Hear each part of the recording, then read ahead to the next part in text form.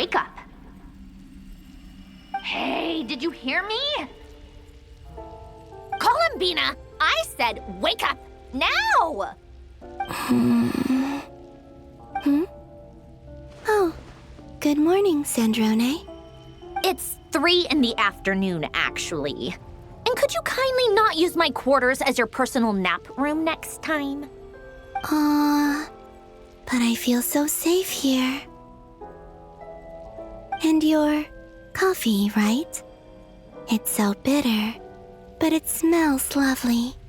It's like you were raised by wolves in a forest or something. What did you drink growing up? Grass tea? The Frost Moon Scions certainly led a more frugal existence than the Fatui. Then I'll bet you've never eaten one of these before. It smells delicious. That's because it's a Fontanian recipe. I had a little free time today, so I made a batch. Rosaline will be here shortly, but if you really can't wait, I guess you can go ahead and... Hey, at least let me finish before you start eating! Did the Frost Moon Scions not teach you basic table manners? Or did the rules not apply to you because you're the high and mighty moon goddess? These are so tasty. Of course they are. I made them. I was worried they might contain traces of machine oil. What?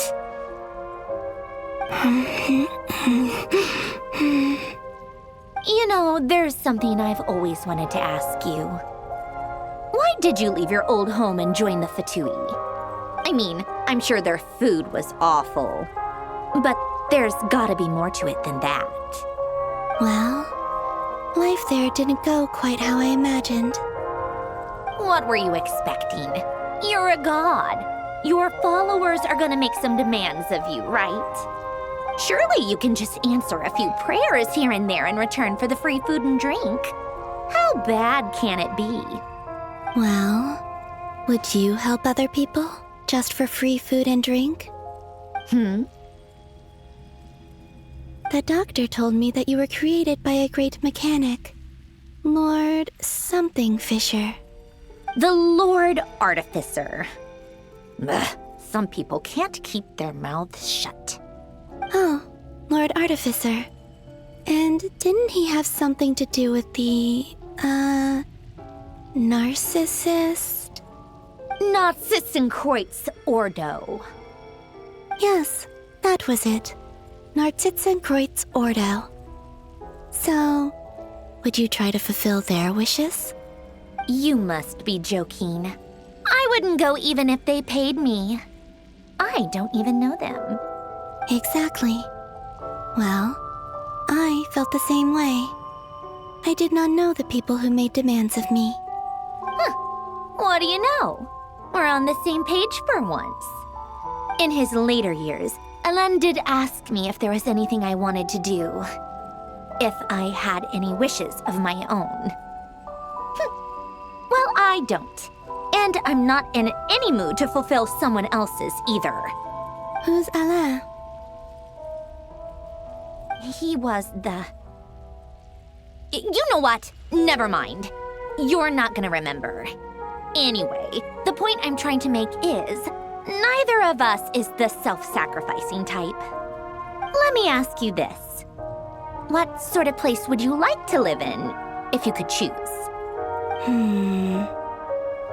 A place where people don't ask me for things I cannot give them. Where they don't worship me, or fear me, but just want to chat with me like a normal person. I'd also like the freedom to come and go as I please. And ideally, it would be somewhere with the smell of coffee and snacks. Not to burst your bubble, but no such place exists in the world. Now, take your snacks and scram.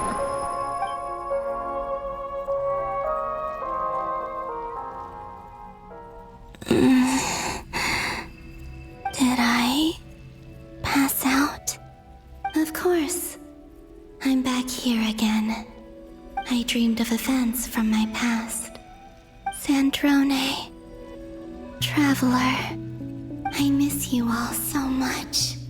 Back there, I guess I managed to harness all the Kuvaki energy on Hisi Island.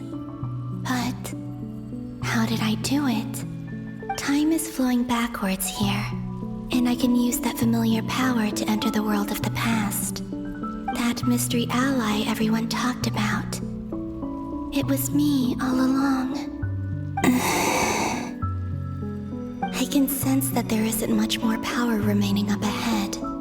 What lies at the end of all of this? Will time keep flowing into the past? And will I ever find my way back?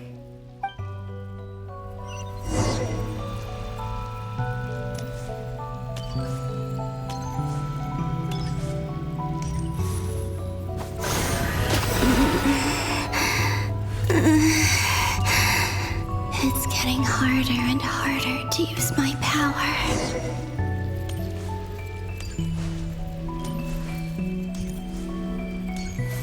I'm no match for the Abyss in this state. I need to avoid the contaminated fragments.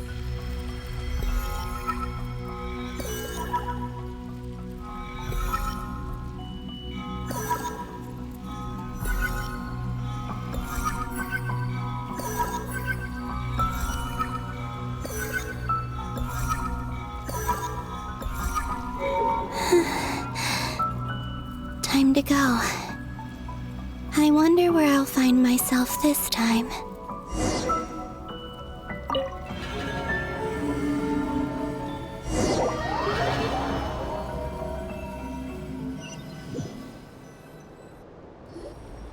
The Final Night Cemetery. This is where Flint's is based. Or not! How are we supposed to read through this many files? Difficult, yes, but it is also our most efficient option. Seems like they're searching for information.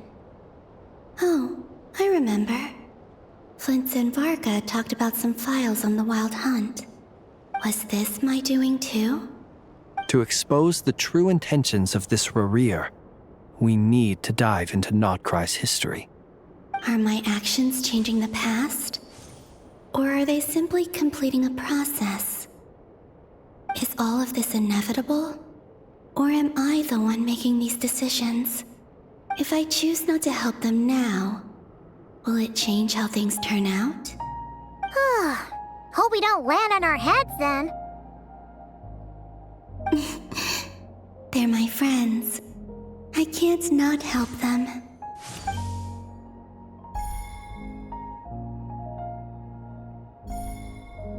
Ghost! And the other one was... here. Hey! Another file's moving!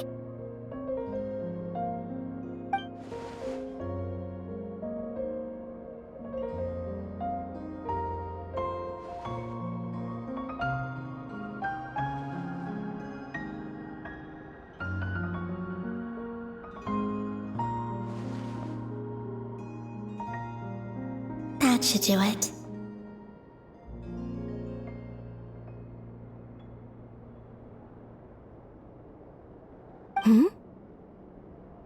Luanatar?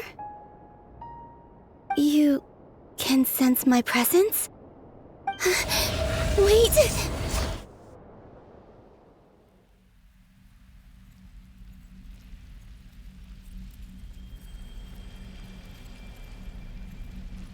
Luanatar. So she's that familiar presence I've been sensing all along. She's always been by the Traveler's side. That explains why the Traveler has been there each time I've entered the past. But why Luanatar? Is it because she has a connection to me as the Moon Goddess's familiar? If so, why not any other Kuhenki? That's...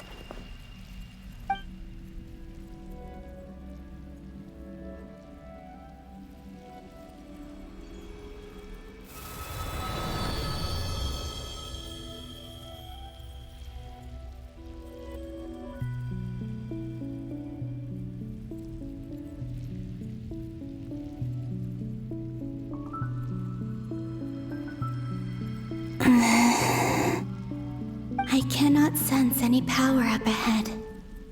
Just a void, stretching out into infinity. This is likely my final chance to enter the past. It's now or never. I have to find a way back.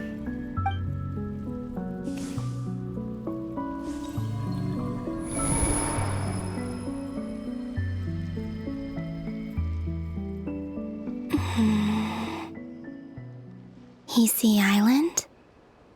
How far back in time is this? Where's Luanatar? I can't sense her presence this time. Oh, seeing Anafa and Aino reunited like that sure was heartwarming. Traveler, Paimon. No, stay calm. I don't have much power left to change things. I don't even have that much time left here. Think, Columbina. How do I find a way back? A way back... to where? Do I go back to Moon Prayer Night? Or to the future that followed? And if I return in my current state, what will become of me then? Dottoro's actions that day proved that he'd been planning that for a long time. He had already seized the power of 2 moon marrows before capturing me. Even if I managed to get back, how can I fight against him when he wields the Tri-Lune Authority? I can't. If I go back like this, I'll be playing right into his hands. I have to find some way of rivaling the power he has usurped. Wait. Time flowing backwards. The Tri-Lune Authority. Does that mean... I think I know what the final destination of this lunar reflection might be. I know what I must do. Speaking of homes, we must already be close to where the Frost Moon Scions live. The vibe here feels different, just like the scenery. But how do I communicate my plan to my friends? Should I write it down here? No. Someone else will see it. I need something with a close connection to me. Something I can use as a medium to tell them what's happened to me in here. Now it makes sense.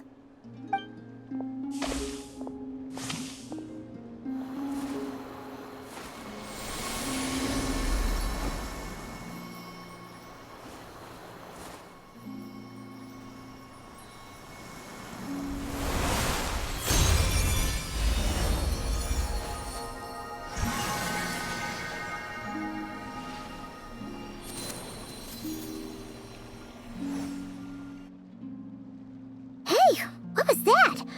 I feel like some sort of breeze blew by, and then the petals suddenly turned into... Huh? It was I who brought Luanatar into being. I gave up a piece of my own soul to create her.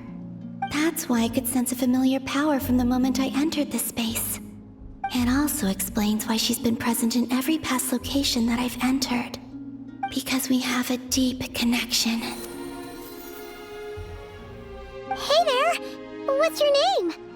And the reason why there are no more gates to the past after this point is that Luanatar hadn't been born then. No wonder I sensed the trace of a blessing when we first met. But I still didn't recognize the soul hidden within you. Back then, I was just a little lost dove. I had yet to become Columbina Hyposelenia. Go on now. We've got stuff to do. Best you find someone else to hang out with. Hey, you scared it off. I'll be counting on you.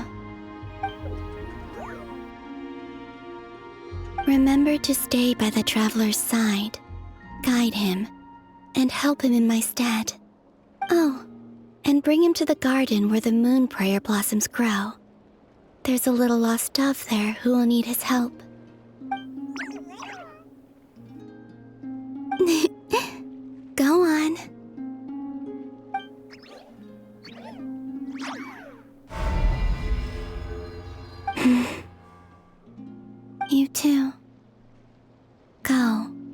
and live your story. As for mine must go in a different direction.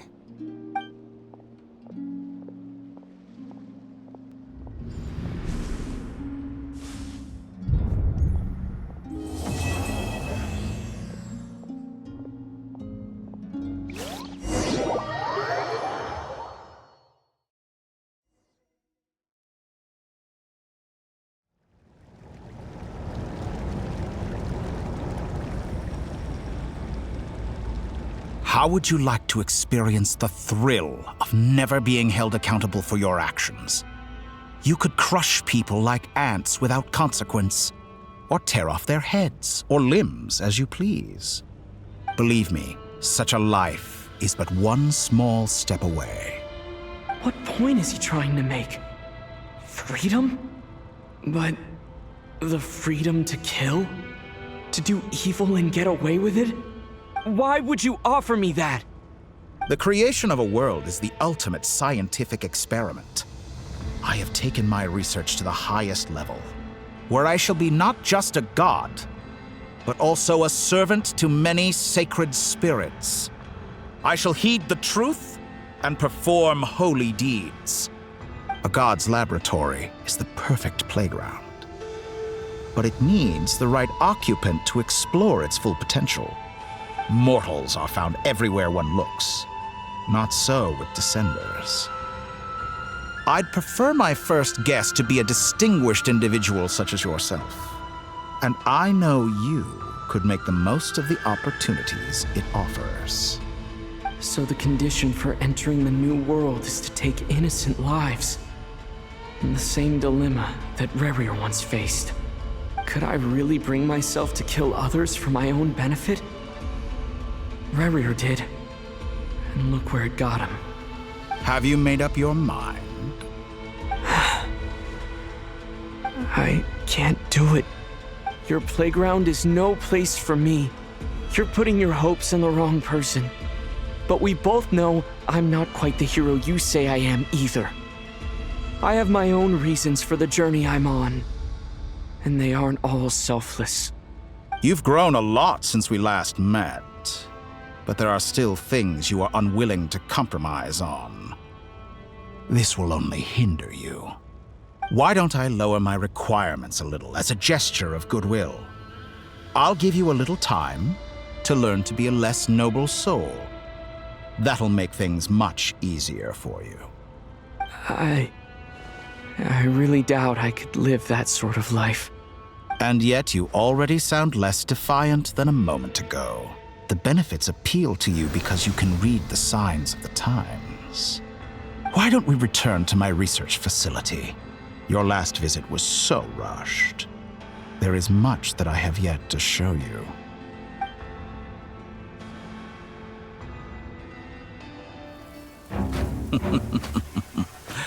Now to that question, Heroes don't attack from behind.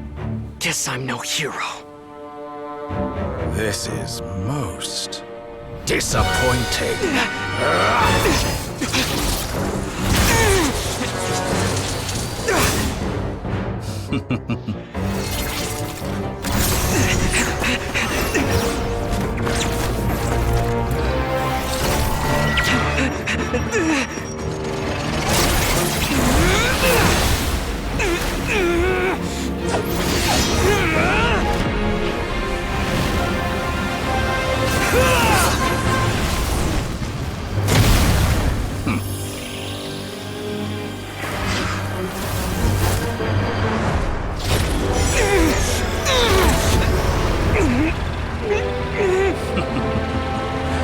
Now then.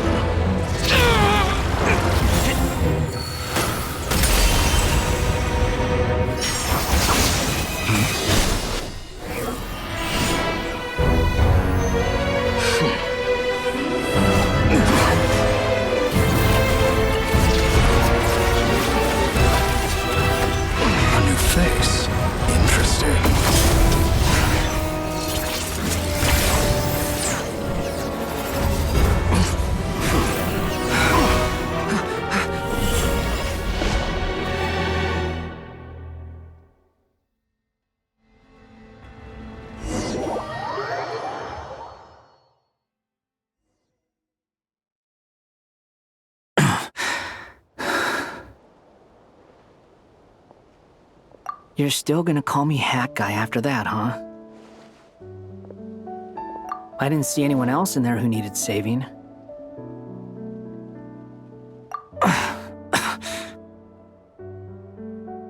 It's nothing. I'll be fine. Why are you looking at me like that? Is it that shocking that I'd come to your rescue? I owed you a favor back in Sumeru. Now we're even. Distracting Dotori was tough. I won't lie. He's not gonna fall for the same trick twice.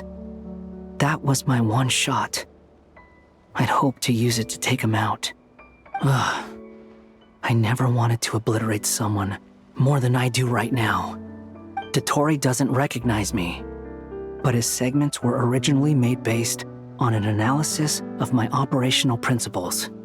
I expect it's only a matter of time before he figures out what I am. So Dotori doesn't recognize Wanderer because he deleted himself from Irminsul.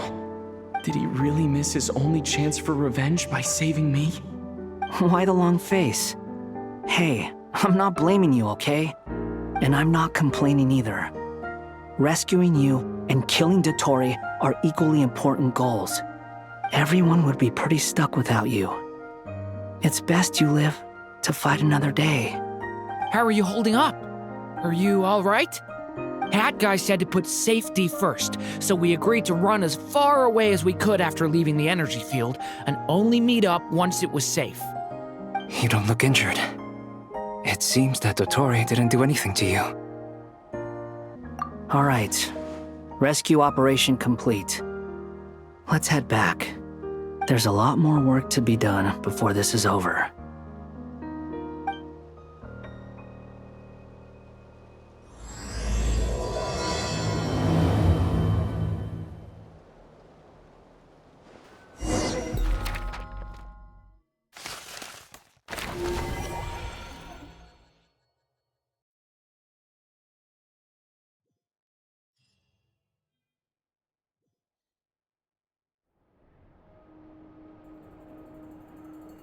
Understood.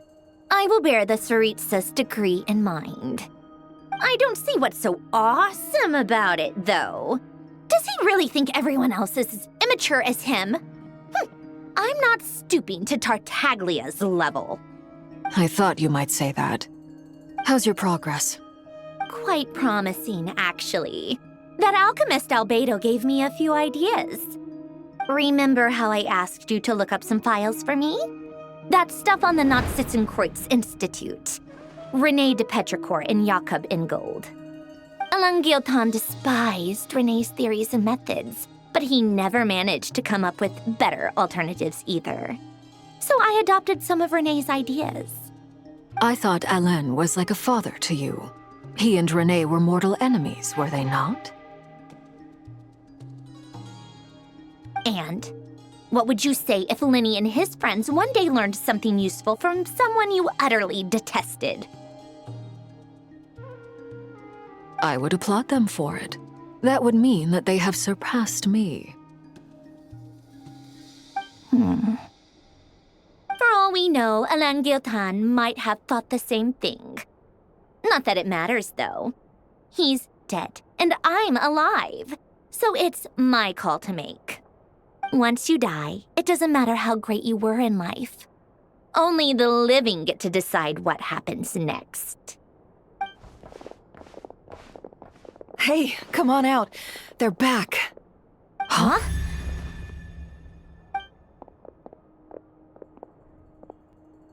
You're back? And your head's still screwed on? And you still have all your limbs? What does it look like? Way to keep your composure, madam. Excuse you. I am perfectly composed. Glad you're okay. Yes, it's a huge relief. Worry? Oh, yeah, right. You think we, the Fatui, were worried about you? We were worried sick. Hey! The Traveler and I were already friends.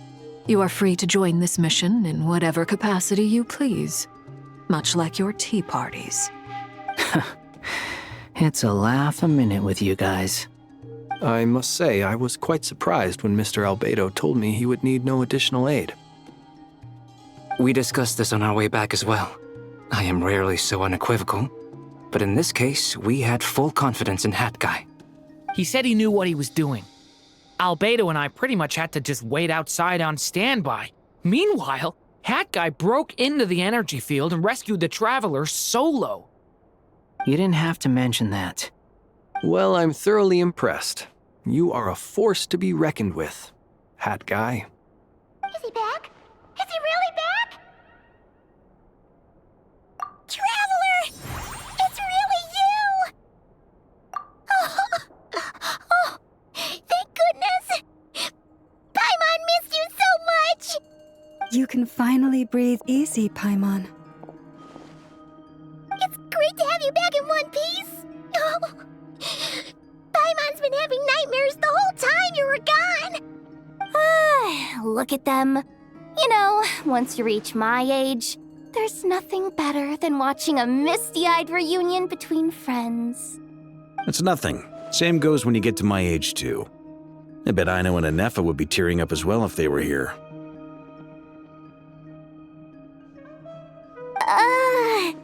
Varka, I'm not sure Anefa can cry. Oh, yeah, good point. Hey, your eyes are looking a little red and puffy. Come here, let's hug it out. What? Ew, no! No, thank you. You're not my dad, okay? Knock it off! Everyone, I'm sorry for all the trouble I caused you. But the silver lining is, I didn't come away from this ordeal empty-handed. While I was being held captive, I learned a lot about Dottoro's current capabilities, and what he plans to do with them. Allow me to explain.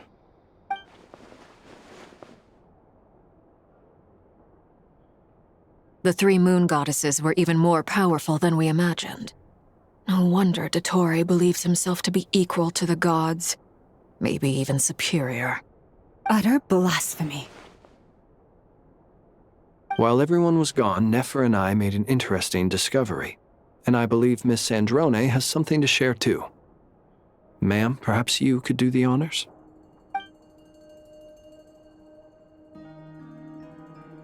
Called it. Getting rid of a pesky troublemaker like her is like trying to clean up after a crumbly cake. It always comes back to haunt you. Our next step is to find a way to bring her back. A place where time flows backwards, with no destination in sight. Surely it must have been created for a specific purpose. But I fear the answers are buried deep in Tevat's history, held by great powers beyond our reach. It sounds like she's on a specific path through time, just traveling in the opposite direction to us. The question is, where does that path lead? Or will it keep going to infinity? We considered that question as well. Strictly speaking, time is not infinite. Indeed not. Every road has an end. Nicole! You sure loved quietly sneaking in mid-conversation. I do, in fact. It's something I've always done at our mages' tea parties. Quiet, mysterious, and persuasive. You wonder what lies at the end of her road. Well, just as the world has a beginning and an end, so too does time. And so, the end of the road is the moment that Tevat was born. But where Miss Columbina will end up along this road, that depends on where this particular river of reverse time began. What about the original moons and the moon goddesses? Do they have a beginning too? All things do. In the beginning, no moons adorned the sky. It was the Dragon King Nibelung who raised the three moons into the heavens, and thus were the moon goddesses born. They were shadows of the planet, born to wield Nibelung's authority and oversee the world on his behalf. They were extensions of his will, manifestations of his majesty. But then one day, they disappeared just as suddenly as they had once been brought into being. nobody knew where they had gone.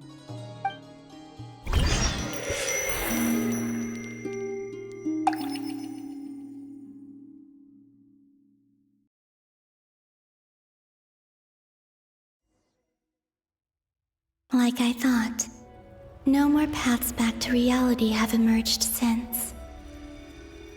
But how can I be sure that I'm going the right way without scenes from reality to keep me on track? I can't even be sure of how long I've been walking for. The further I travel, the less stable this space becomes. There are even moments where I can sense something that feels like abyssal energy. They can just materialize out of thin air.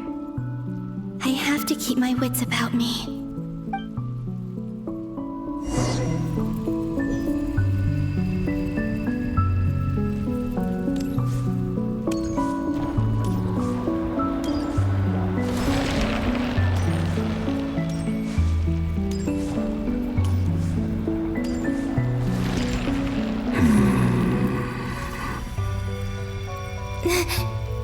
Is that the ray here of Solnari?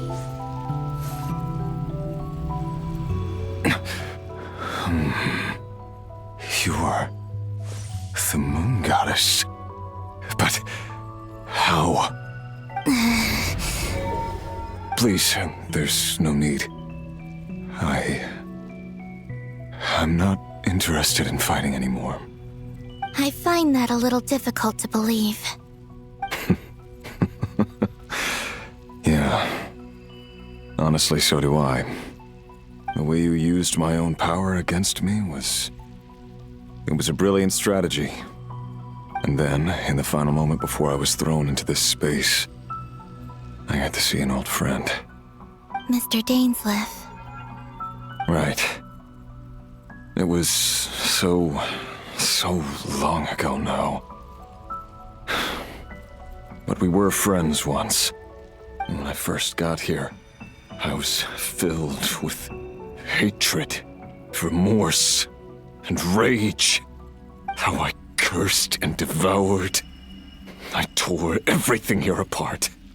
I was consumed by the desire to leave this place and have my vengeance. But to no avail. This is a place with no exit. This is the second time I've entered this space. Though I have no memory of the first. I was torn to shreds the moment I entered. But this time I survived. It must be partly because of this new body. And partly because of all the Kuvaki I absorbed in Nod-Krai. Are you the source of the abyssal power in here? Not all of it. Some is from when I first arrived here and tried to destroy everything. But there was already a degree of abyssal power here before I entered. And like a venomous snake baking in the merciless sun, it tried to slither into my shadow. Tried to? So, you rejected it? Yes. Because after that, the world suddenly became silent for a moment. What do you mean? The voices in my head, they were gone. And then I saw her. Her? Thalindis. My former lover. Never mentioned that she saw a memory of Thalindis leaping into the moon's reflection. More precisely, I saw her afterimage.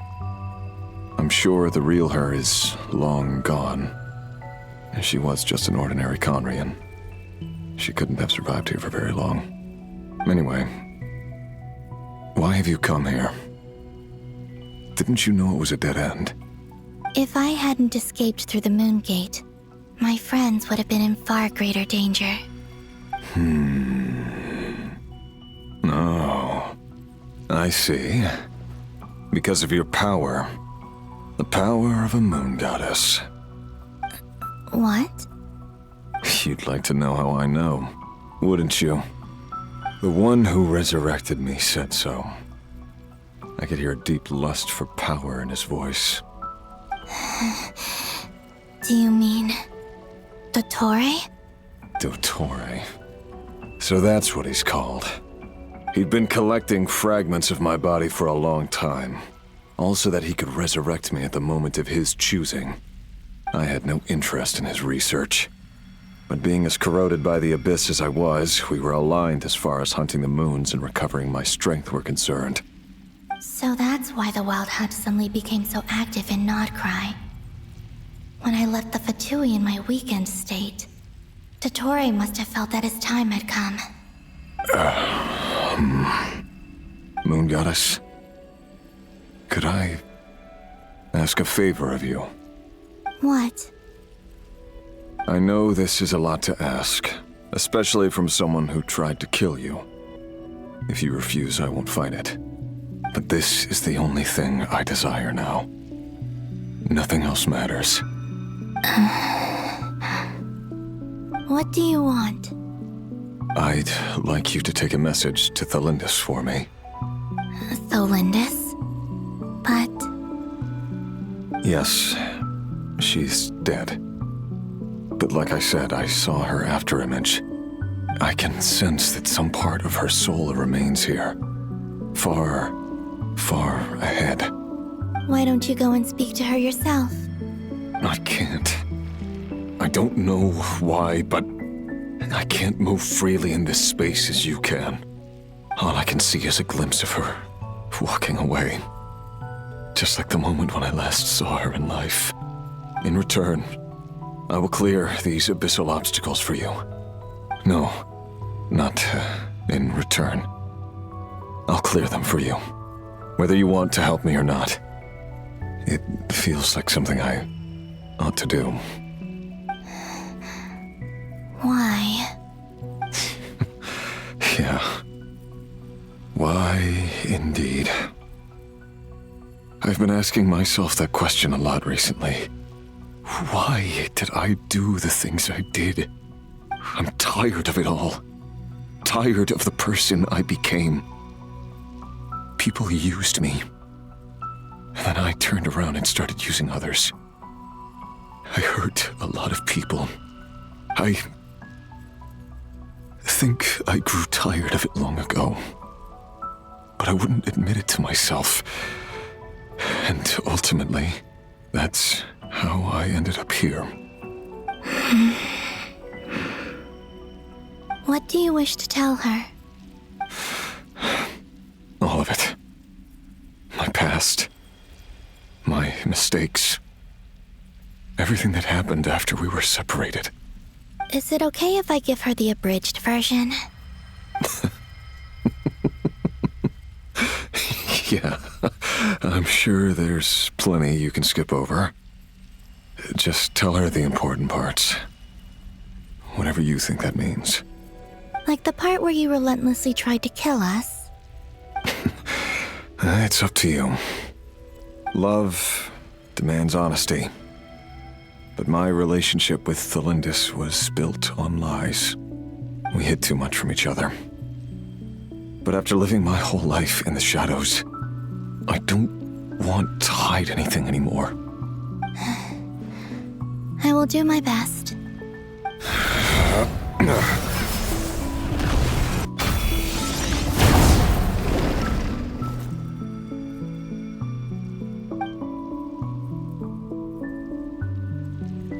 There. The Abyss will no longer stand in your way.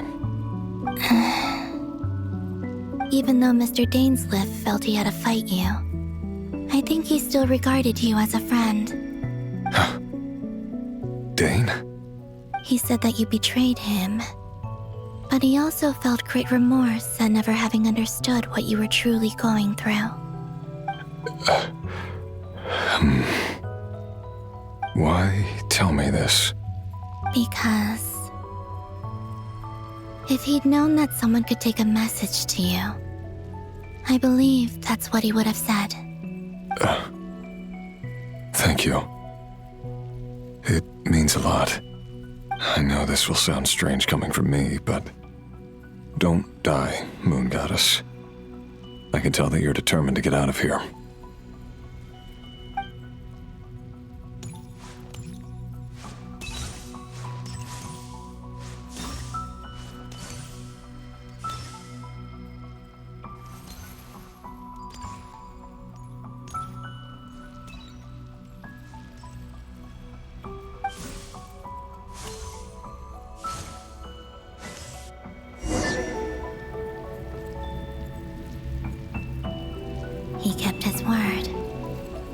presence is no longer obstructing my path.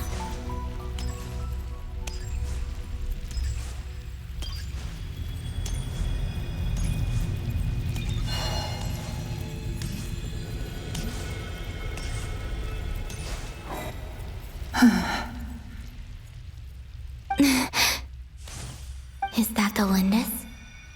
She wasn't far off at all. And yet, they can never meet. Hello, Miss Lindis. Who are you? How do you know my name?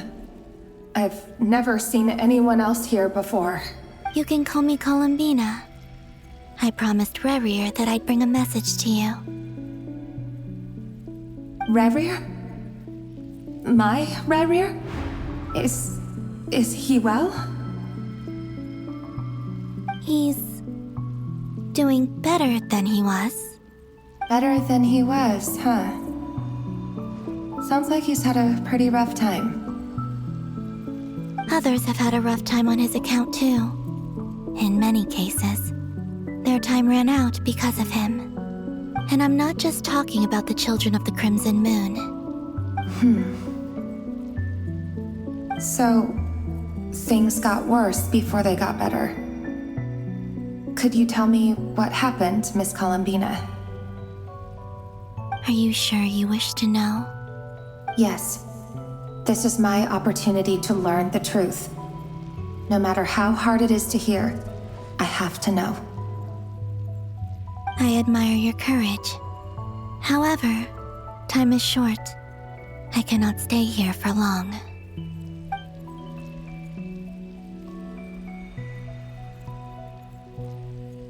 Rerir had seeds of hatred in his heart, and many people nursed them for their own ends. On some level, everything he did was to try and find a way to see you again. But in the end, he came to regret his mistakes. He wanted to apologize for hiding his past from you. Beyond that, he did not say specifically what it was he wished to convey to you, but I'm sure that you've always been on his mind. You are what has kept him going over all these years.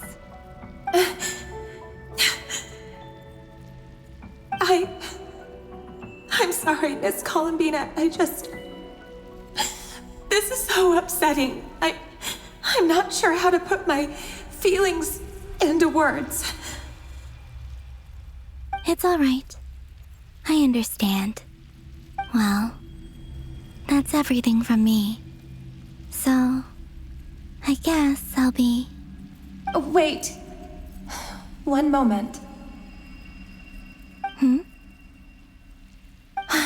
Time flows backwards here. The road ahead only leads further and further into the past.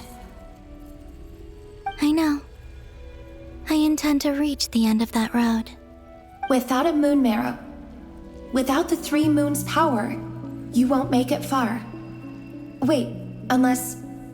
Are you one of the moon goddesses? You could say that. I see.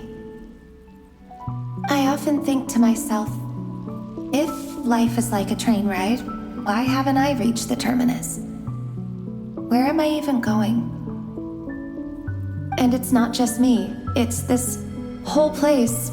Wherever it is, it seems like it's existed forever. It's such a mystery. Where is it going? I must seem so ridiculous. I can't answer these basic questions, and yet I jumped right in here without hesitating, only to be torn apart the moment I entered by powerful energy currents. Only my soul remains now.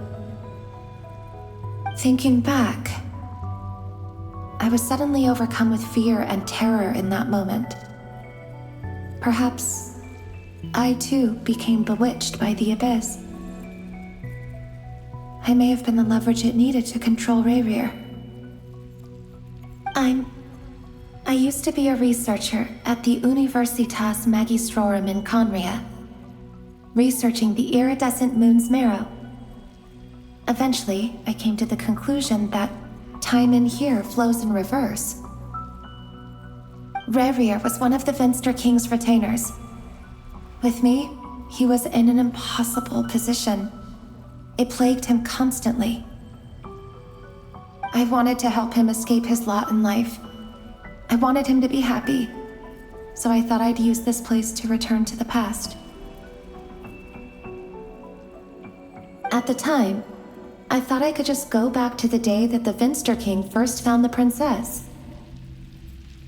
It was only after meeting the princess that the Venster King started going too far with his research into the Abyss. That was the day all of our woes began. I thought I could stop the king from ever meeting her and solve everything. I couldn't kill the Venster King himself, so I had to find another way to save Rerir. That's why I wanted to go back, to kill the person who had brought new possibilities to our realm. I'm sure it was a futile endeavor, but the Abyss probably enhances the basest human desires. So I naively hoped I could change everything. But I was simply too weak. Like a speck of dust against the whole universe. Look at me. I didn't even survive the journey here. Not physically, at least. I know I'm never getting out of here. But you're different. You can make it, and I want to help you. I owe you that much. How do you plan to help me? Have you noticed the golden energy that exists here? Based on my past research and my observations since coming here, I believe they carry you forward faster. I can share what I've learned and help you understand the pattern in which this energy appears.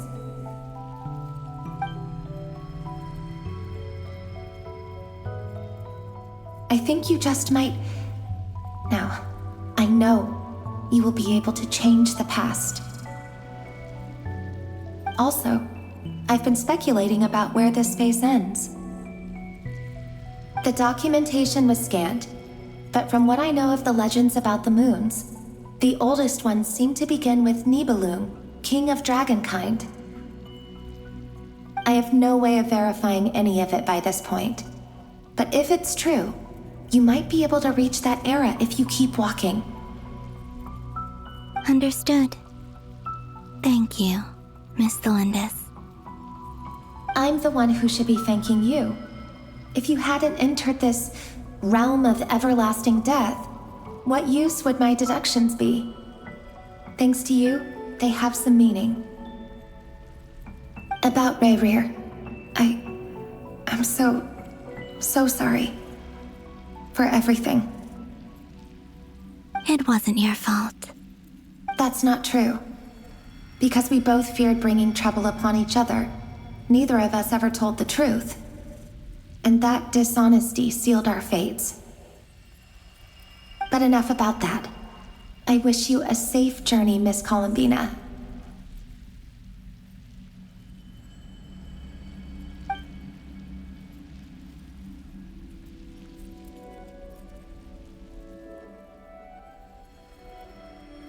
And may the outside world never have to experience pain like this again. Rerir, you're there, aren't you? I cannot see you, because you exist in the future. I expect we'll be trapped in this prison of space-time for all eternity. But please, gaze upon the past, and then sit for a while. Let's find a place to sit down together, just like we did when we first met.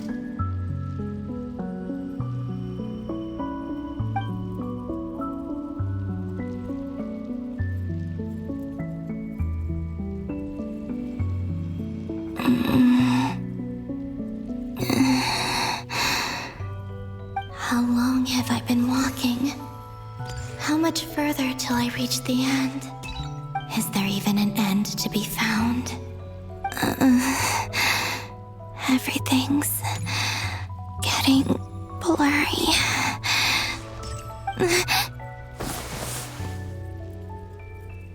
Huh? Are you all right, little sister?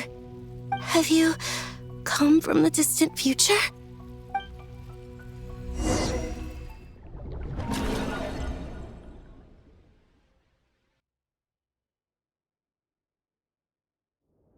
So, how exactly did the moons just disappear? Shouldn't it be a little harder to get rid of major creations like moons? The world is a vast and ancient place. On a certain scale, all life lasts for but a fleeting moment. Miss Nicole explained that the moon goddesses likely perished in the War of Funerary Flame. The moons themselves were also destroyed at that time, save for the Frost Moon, from which a new moon goddess was later born.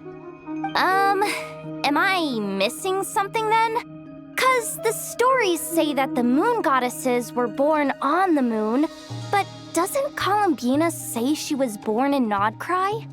Huh, you're right! Why do their birthplaces differ? What's the difference between the two generations of moon goddesses? Also, remember what Sandrone said? Her scans detected 4 moons. In other words, 4 moon marrows. Technically, the result of the scan means that 4 moon marrows were detected and positively identified as moons in that moment. In other words, this piece of information alone isn't enough for us to know how Miss Columbina is doing right now. Yep, we have no way of staying up to date on whether she's dead or alive. She's on her own for now. But at least she's trying her best to get back to us. Yeah. She's a tough cookie. And a sore loser, too. We have to trust that she'll find a way. Because we really need her power. As much as it pains me to say it, we've got no chance of beating Dottore in a straight-up fight. He's much too powerful. It wouldn't even be close. That maniac is going to devour everything in his path until he reaches us. We need to find someone or something that can stop him before he does anything worse. I'll be frank. Our only hope of defeating this false god is with a real moon goddess on our side. I'm not just saying this because Columbina's a friend and I want her back safe and sound. It's just the truth. And I know that even she was no match for him when he attacked, but I don't have a better solution. We're not giving up on saving her, whether she can defeat Dottore or not. Right. Don't worry, Miss Sandrone. We're all aligned on saving Columbina. No one's trying to argue that we can only justify saving our friend because it will help save the world. This is about multitasking. We want to save both. So, she's more than just a moon goddess to you guys? Absolutely. Duh! She's part of the gang! And you are too, you know. Yes, I know. You don't need to labor the point. I knew that the moment I came running over with my documents that I was part of the in-group. I mean, if Arlecchino can fit in, I certainly can. Anyway, as for how we get Columbina back, I've been working on it constantly. But I think I'm still lacking certain information about the moon. I'd probably get there if I could continue my calculations, but the problem is, I've run out of computing power. Computing power? You mean you need more energy? No, the issue isn't energy, it's processing power. There's so much data to get through that the whole process has just ground to a halt. That's a tricky problem. René de Petrichor of the Nautschitzenkreuz Ordo once foretold the fate of the world. But I don't know how he did it. My guess is that he used the primordial sea's power. However, that won't work for me. His methodology was vastly different from my own. What's worse, they're incompatible. And to top it all off, we can't even leave Nod-Krai. Ugh, this is so annoying. If I'd known we'd run into a bottleneck like this. Well, no, the design bureau's a bust as well. Curse that Dottore! Couldn't have made this harder for me if he tried. Oh, what do we do then? How about we grab a bite to eat and take a break? Maybe something will come to mind after you've cleared your head. You don't get it, do you?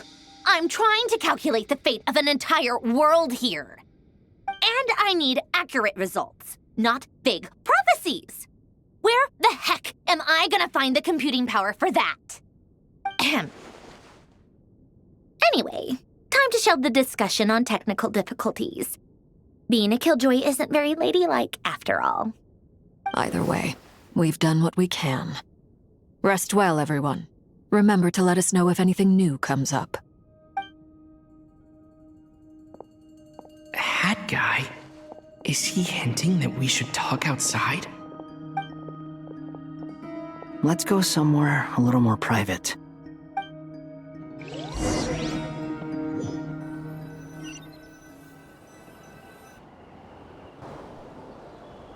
You know that Dory went back to Sumeru, right? Yeah, she mentioned she was planning to head back. Things aren't looking good for Nod-Krai. She's gone to spread the word so that Sumeru has a chance to prepare for the worst. From what I know of Dottore, there are two possible reasons why he hasn't made a move yet. One is that he's still working through some kinks in his new powers. The other is, he wants to see how we're going to react. He'll easily devour everything eventually, so I guess he's in no rush to make it happen. The first false god he made was me. Now it's his turn. Even though my records were erased from Irminsul, Dottore's ideas haven't changed one bit. He once told me that becoming a god was like turning yourself into a hungry wolf or giant serpent to devour the moon. Clearly, he began studying the moon goddess's powers long before he even tried making a god. He's always wanted to get his greedy hands on divine authority one way or another. And in the end, he devoured the moon where I failed. In the desert of Sumeru, there is a chessboard built by King Deshret, also known as Al-Ahmar. I don't know if it was a real game, or if he was just trying to challenge his servants and citizens in some way. But creating games and setting rules, gods do that as a matter of course. That's the kind of power Dottore craves. Now he has the Trilunar Authority. His power is leagues beyond the common people. I don't think there's any point in other nations rushing to the front line. They're better off focusing on defense and hoping they can fend off any threats that spill out from Nod-Krai. Either way, Dory will inform Lesser Lord Kusanali, and she will contact the other gods in turn. The Seven will have some recourse available. If nothing else, their protection should keep the rest of the world from descending into chaos as quickly as Nod-Krai has. So on the bright side, even if Nod-Krai is doomed, your friends in other nations won't be in any immediate peril. That's good to know. But I'm not ready to give up on Nod-Krai yet. There's a word for people who refuse to let anything go. It's called being greedy. Maybe it sounds greedy to you, and probably naive too. But whatever you call it, that's what gives me the determination to keep fighting. Battles are fleeting, but the will to fight is a long-term commitment. Give up for even a moment, and your resolve will shatter. Why do you always feel the need to do the right thing? No one is born to be a savior. I mean, who's gonna criticize you if you fail or give up? Don't take this the wrong way, but Dottore said something similar to me. I guess the Fatui attracts people who don't believe in saviors. Not necessarily. It's less about belief for me. I just want to know how determined you really are. After all, I don't owe anything to anyone else here. Only you. You look kinda worried. If your arch-nemesis was about to achieve their ultimate goal, I think you might feel a little worried too. That's true. Dottore is about to become an omniscient, omnipotent deity. That's gotta be a bitter pill to swallow. Still, you're calmer than I expected. Obviously. I have to admit that my past self was a reckless fool who misunderstood not only the point of revenge, but how to achieve it. And as much as I want my vengeance, I know I'm not gonna get it by acting alone. If the world's taught me anything, it's to think before I act. Too bad it never taught me any other virtues, though. So, I am going to destroy Dottore, no matter what it takes. So, what's your plan? I'll get to that. First, tell me, what do you think of Sandrone? Just like Paimon said, she's a friend, part of the gang. How much do you trust her? This is a serious question. Think carefully before you answer. Although she's with the Fatui, she has her own values, and she's helped us a lot. If nothing else, she's clearly going the extra mile for Columbina. I see no reason not to trust her. If you say so. In that case, the three of us need to talk. I have some thoughts about her computing problem. It can be solved, but it will come with a cost. How much? If I can afford it, I'll cover it. Sometimes your heroism really backs me into a corner. You know that? Come on, let's go talk to her.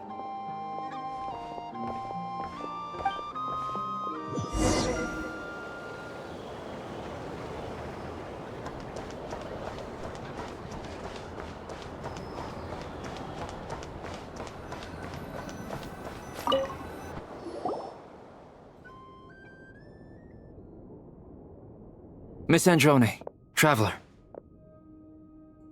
Hey there. Paimon's here too! She was just helping them sort through their things. How did your chat go? That was fast. The call only just ended. Well, you said it was urgent, so we got here as quickly as we could. Albedo, I have some alchemy questions for you. I see. Looks like my knowledge proved useful after all.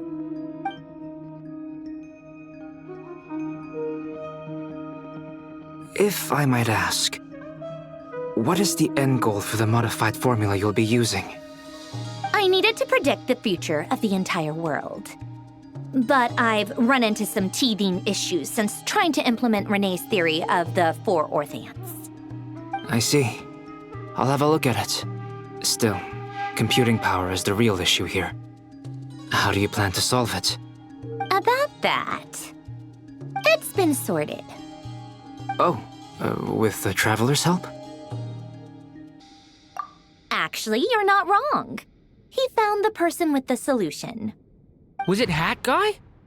Yeah, it was him. Wow! Go Hat Guy! Seems like all that time studying at the academia is paying off big time. But where is he? Wasn't he the one who asked Albedo and I to come here? Come with me.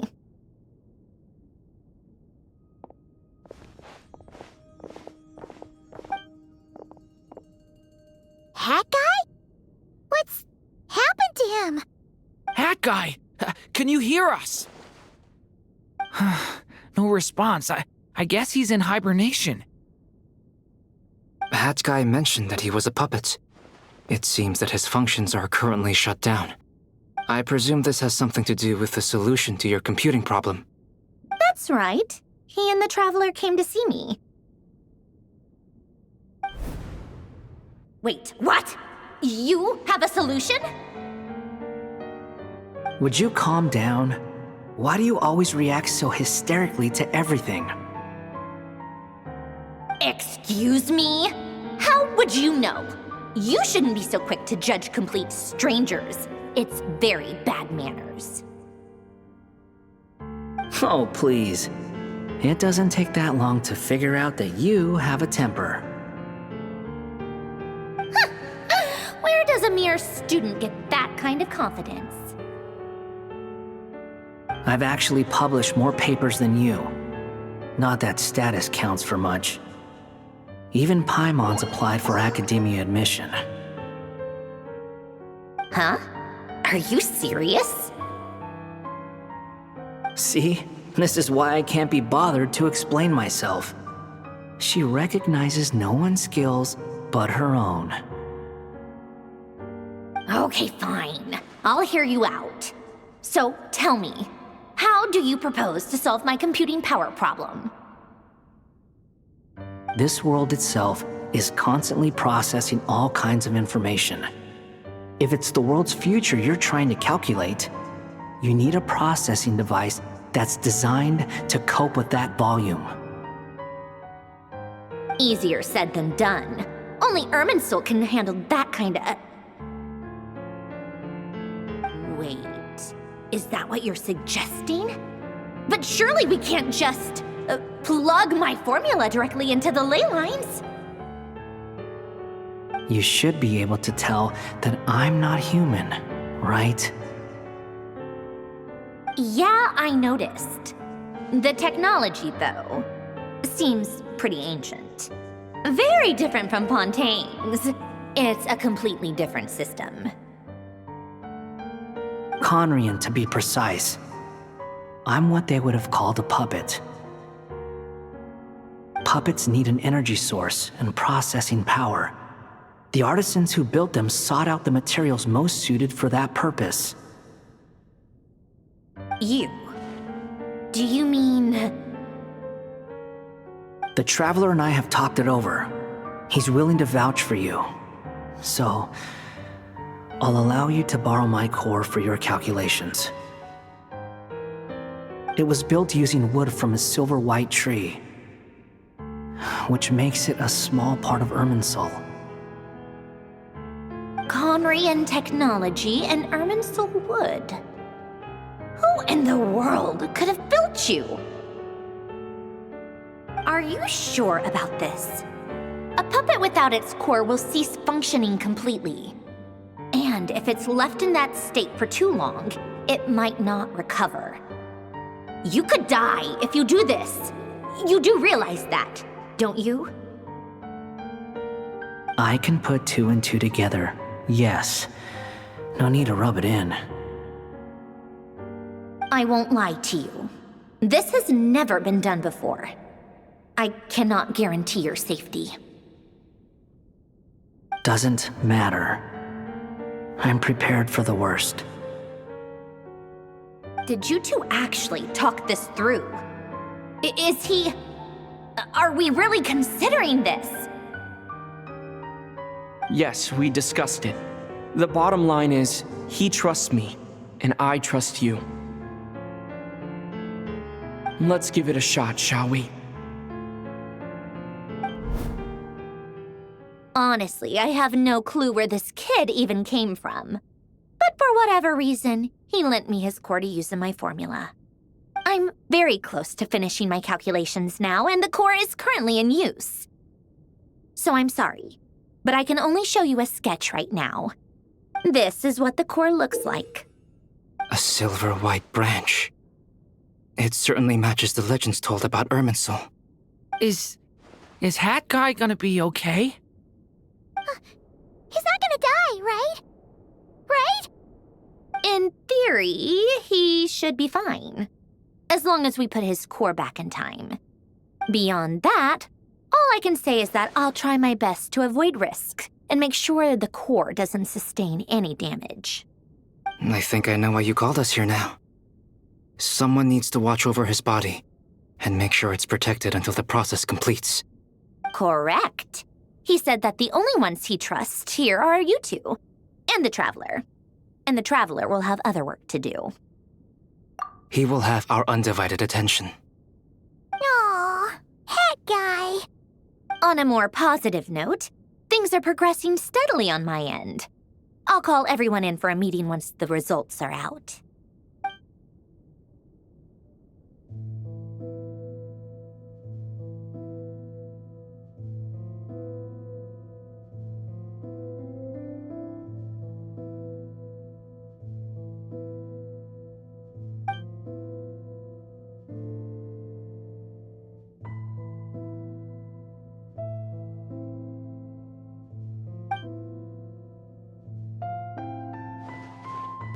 The worst case scenario with the core removal is either a system reset or a total loss of function.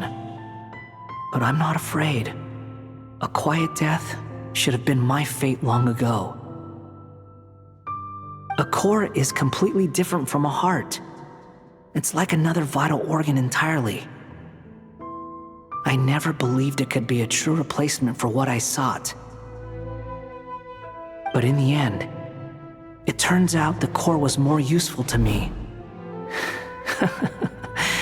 Pretty funny when you think about it. It's like the punchline of my entire life. Do you think there's any difference between a puppet and a human? If not, then this would just be another samsara. I have already experienced both a past life and a next life. Part of me wonders whether I'm only capable of making this decision because I've become a real human. What's with that expression? Isn't this a good thing? Sanjoni will succeed, won't she? She has to. She will. We all have to persevere until this is over. That's right. And I'll protect you all until a moment of victory arrives.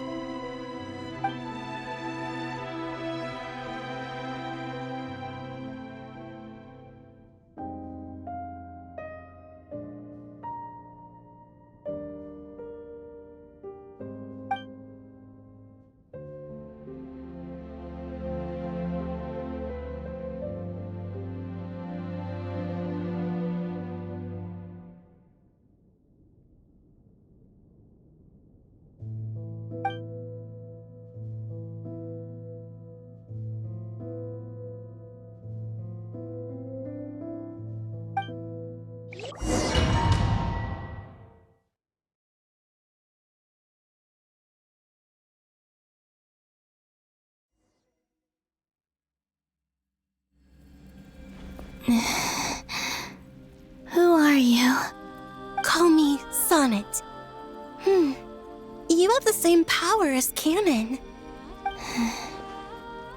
Sonnet. So, you're the goddess of the iridescent moon? Oh, goodness. You recognize me? Well then, what's your name? Columbina. Columbina Hyposelenia. Hyposelenia. What a lovely name. Did you choose it yourself? It was a joint effort between me and my friends. Friends? You mean your friends in the heavens? Huh? Oh, sorry. You must be exhausted.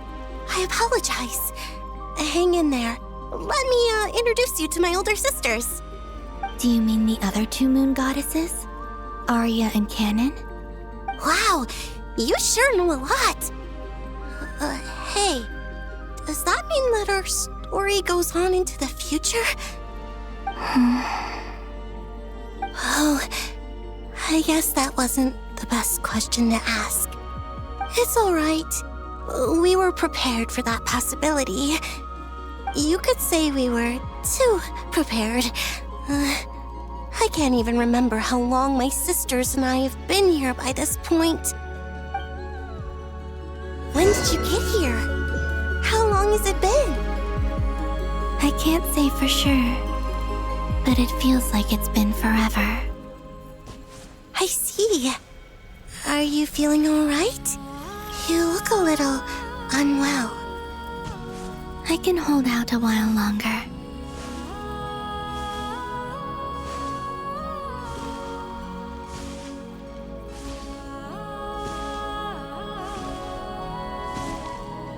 We don't have far to go. The place where my sisters and I are based is just up ahead. Don't worry, they're both really nice. I'll introduce you.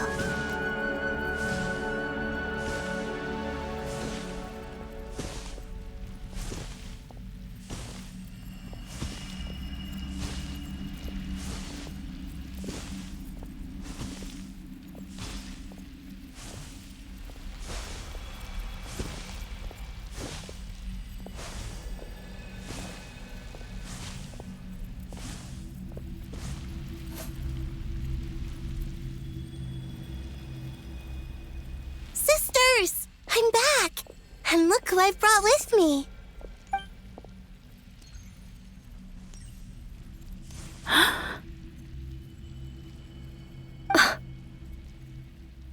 It's our lovely little sister, born in the far future. The pleasure is all mine.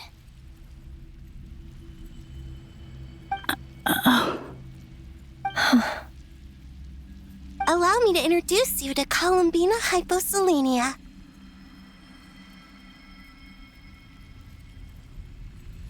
This is Arya, the goddess of the eternal moon. And this is Canon, goddess of the frost moon. Canon, don't you think Hyposelenia's power is similar to yours? Hello, Columbina. I apologize for our startled reaction just now. And please, forgive our little sister if she's been annoying you. She tends to talk a lot. It's fine. You seem shy. Don't worry, Columbina Hyposelenia. No one can hurt you here. Could you tell me where here is?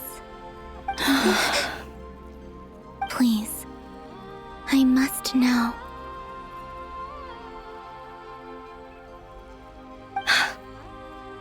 My dear sister, this is where Tevat's original ruler, the Dragon King Nibelung, imprisoned the moon goddesses. What? You're scaring her, Canon. No, I'm fine.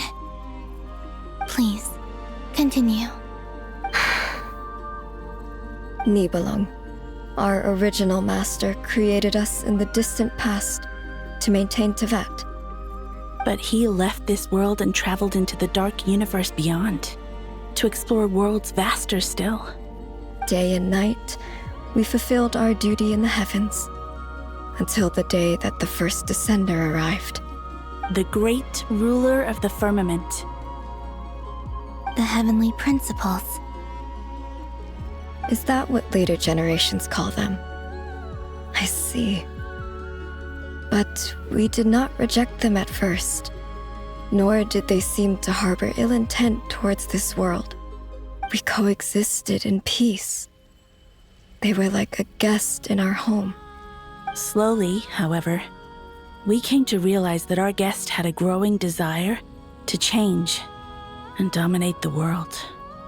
And you didn't stop it? No. There was an order to the rules they set up that Nibelung never taught us. We wanted to know if this order would bode good or ill for Tevat.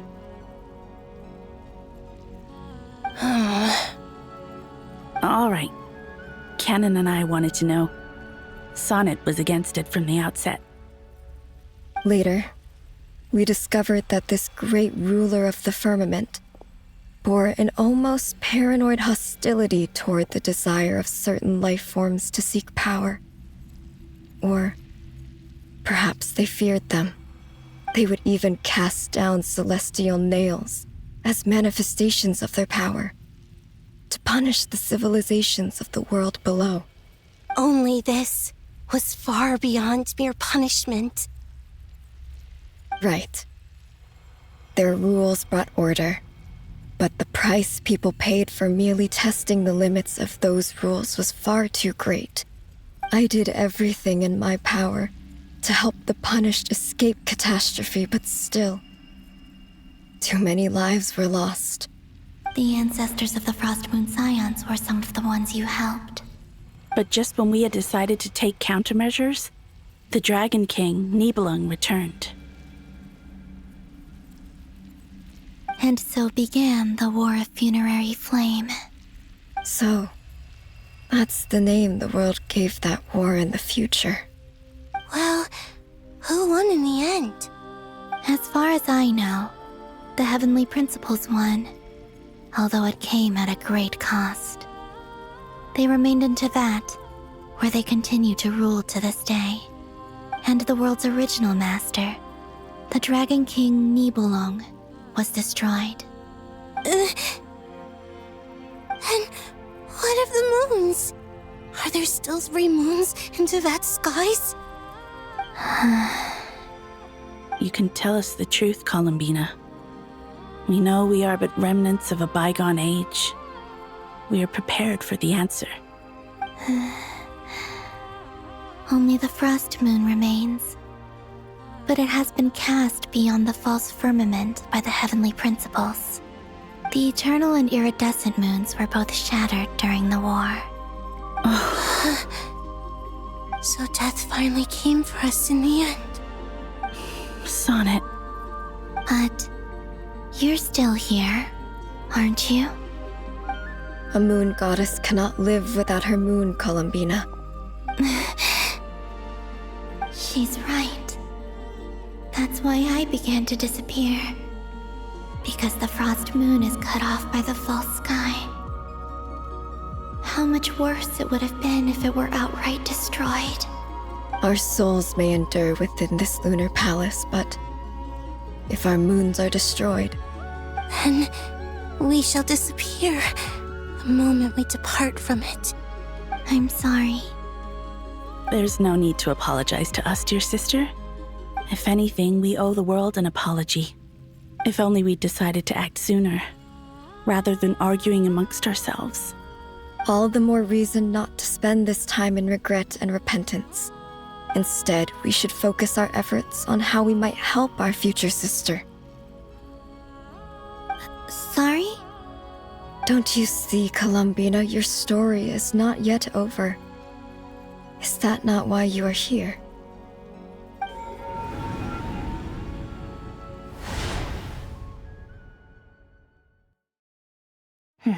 It's done. Initiate numerological array. Continue running primary process. Calculate the world's fate through extrapolation, and identify nodes of potential change. Secondary process, scan for moons. Still 4. The number of moon marrows hasn't changed. Wait, let me think.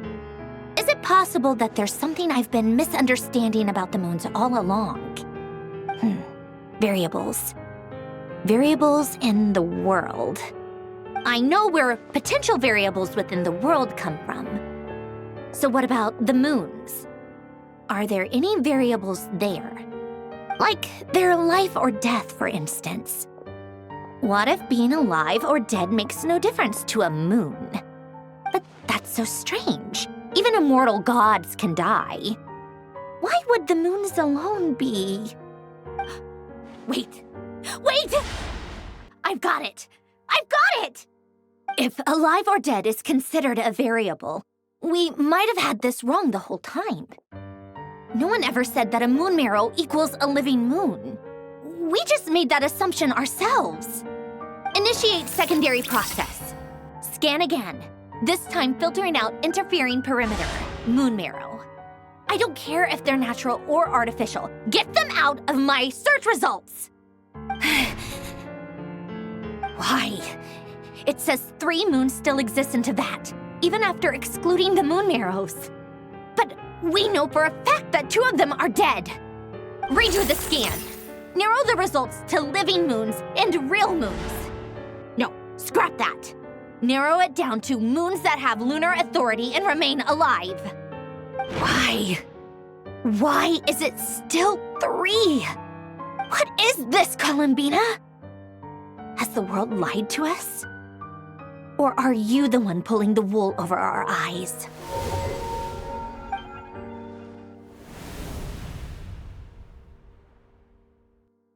So, you think that the moon's reflection might be where Nibelung imprisoned the 3 moon sisters? Yes, it would explain a lot, such as why that space would respond to a moon goddess's power, opening the moon gate at her command. It would also explain why Miss Columbina has been unable to leave, and why time flows in reverse there. In the messages she sent, Columbina promised us she'd find a way to return, but we have no way of knowing how, when, or where this might happen. The fact that she still has yet to reappear in this world indicates that returning from that place is no easy feat. We cannot afford to simply wait for her. So you're saying, if she could return by her own power alone, she would have done so long ago. Yes, She certainly wouldn't leave it to this late stage when it's so touch and go. I've been giving this some thought, and I've come to believe that Luanatar might be an anchor that she left behind, as a sort of future waypoint. This could also explain why Luanatar is always by the traveler's side. Sounds like a plausible theory. If that's the case, there must be some criteria we need to fulfill to allow Columbina to return to the present. The question is, what could they be?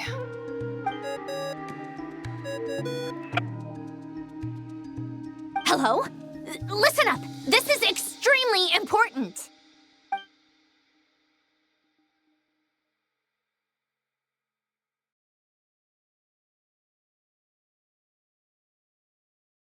Not only is Columbina alive, but she may well exist in a form unimaginable to us. I'm still unclear on the details, but she's done something truly inconceivable in the past. And the clue to what she's done lies in the moon and Tevat sky. Truly amazing. Oh, I'm so delighted for her. I'm sure we all feel the same. And I'm sure Columbina is ready to get back here and fight by our side. I'll keep my calculations going and try to find some way of coordinating with her. But that's not an excuse for everyone else to slack off, okay?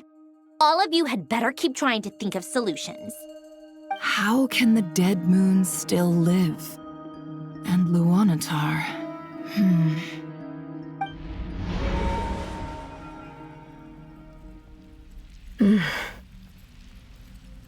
It's hard to believe that's what will happen in the distant future. Our authority is linked to the most fundamental rules of Tevat. I suppose it's no wonder that many would covet that power. I didn't realize that when you said friends, you meant people who live down in Tevat. That's so lovely. I always wanted to go down there and have some fun. Have you ever tried leaving this prison? Of course. Between us, we've tried everything. But no matter where we go, this space will eventually bring us back here. It's like the center of a whirlpool. Everything ultimately converges here, at the moment when Nibelung imprisoned us. In that case, have you tried using any of those pathways that connect this space to the real world? Sorry? What are those? They're passages through which you can make small-scale changes to reality by using Kuvaki. Or am I the only one who can use those passages? Because part of my soul remains in reality. Kuvaki. What is that? You don't know?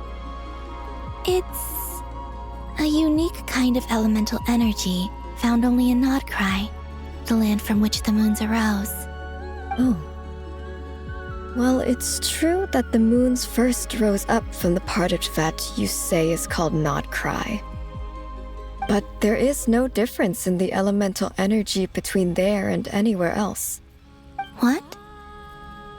Could you show us some of this Kuvaki? Hyposelenia? Maybe if we see it, it'll make more sense. Okay. Isn't that just your power? What? But it's everywhere in Nod-Krai. In the air, in the land. Even the creatures who live there have adapted to its influence. How curious. This Kuvaki certainly did not exist anywhere in the world before we were imprisoned.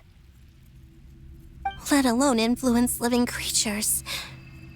So, how exactly does it affect them anyway?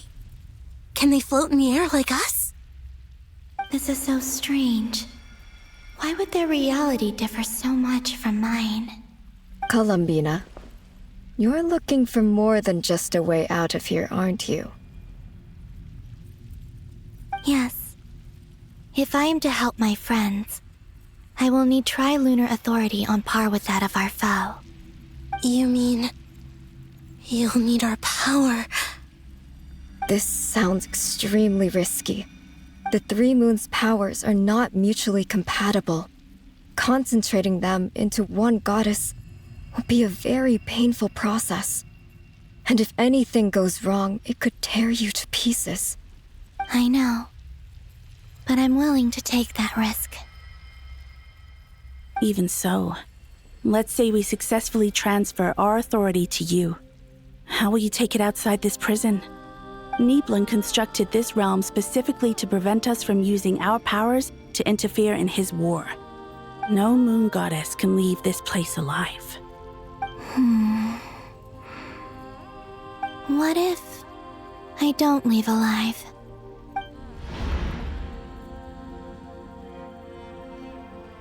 Where do we even start? How are we supposed to figure out what we're meant to do to help Columbina?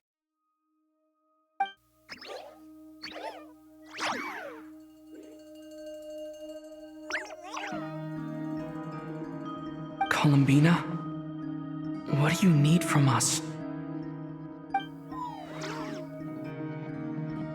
If she really got to the beginning of time in there, how do you think she'd leave us a message?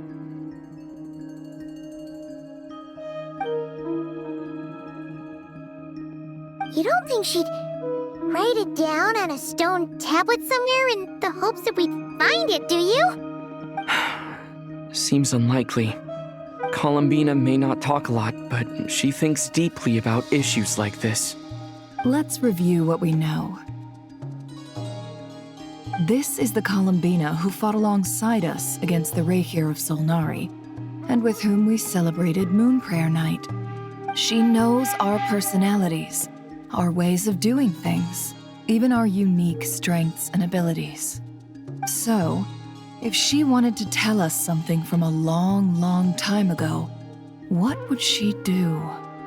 Oh.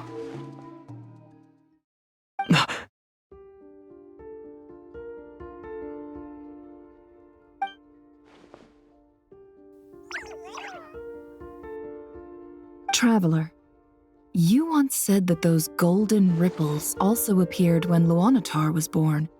What if Columbina left Luanatar here, not just as an anchor to the real world, but for some other purpose? If she is part of Columbina, and Columbina knows that I can see past events through her... Oh yeah! Like when you peeked into Rarir's past through his heart! Nefer, wait! If you're right about this, and you can really see past events through Luanatar, your eyes, they'll... Oh, I know. Looking at Rarir's past in Conria was already enough of a strain on my eyes. Looking this far back into the past, it'll surely blind me. But it's our only chance. This is the only way. Boss. We spoke about this once, a long time ago. Do you remember what I said, Yehoda? The day I lose my sight, the Curatorium of Secrets will be yours to run. But... What's wrong? I'd be overjoyed if I were you. This day's come a lot earlier than either of us expected. I need to know you'll honor our agreement, Yehoda. Promise me. Yes, Boss Neff. I promise. Are you sure you don't want some time to think this through? What is there to think through? I should have gone blind after our battle with Rarir. Frankly, it's almost criminal that I got away with it for this long. Then at least let me take some precautions on your behalf.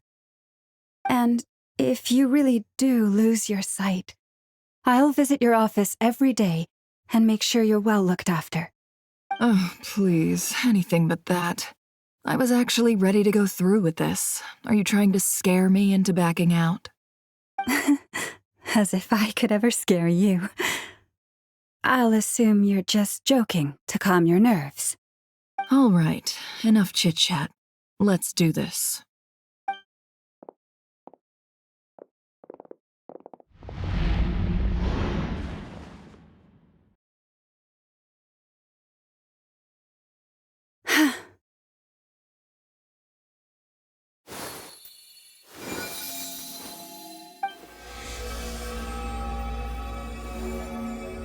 done. Good. Now give me some space.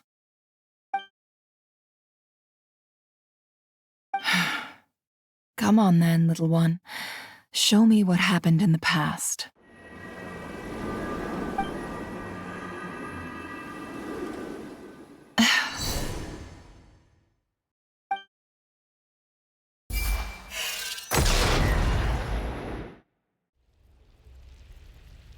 Between the Tri-Lunar Authority, Kuvaki, and the sole-surviving moon, the Frost Moon, I think I might know how to get back. But I will need my sister's help. Time to go talk it over with them.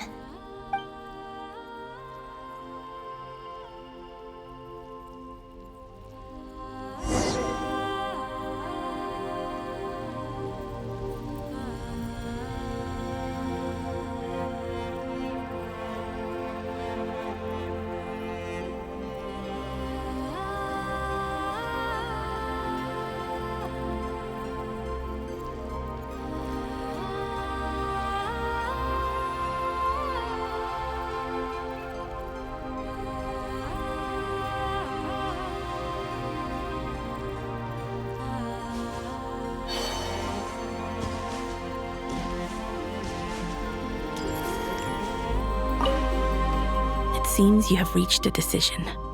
I'm all ears. What do you propose?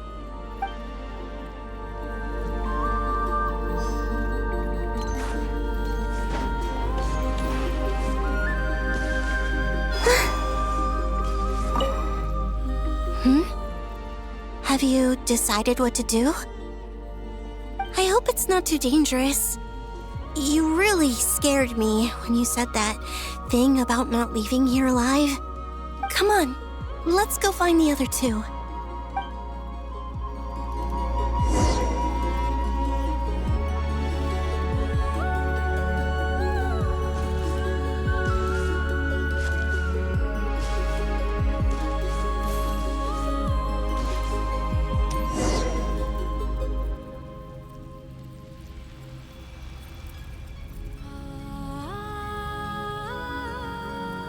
Have you figured it out, Columbina?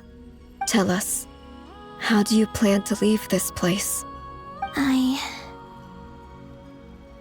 intend to die here, in this moment, and then be reborn in the future with the help of my friends. What? What are you saying? How can the dead be reborn? And how will you inform these future friends of your plans? You can't exactly leave oracles. Nothing can escape this place. Not a single ray of moonlight. And even if you found a way, what if they never find the message you left for them? You'll... No, that won't happen. Come again? They will find my message. I'm sure of it. I'm not following. How exactly will you achieve this? It's quite simple, really. First, I will leave my soul here.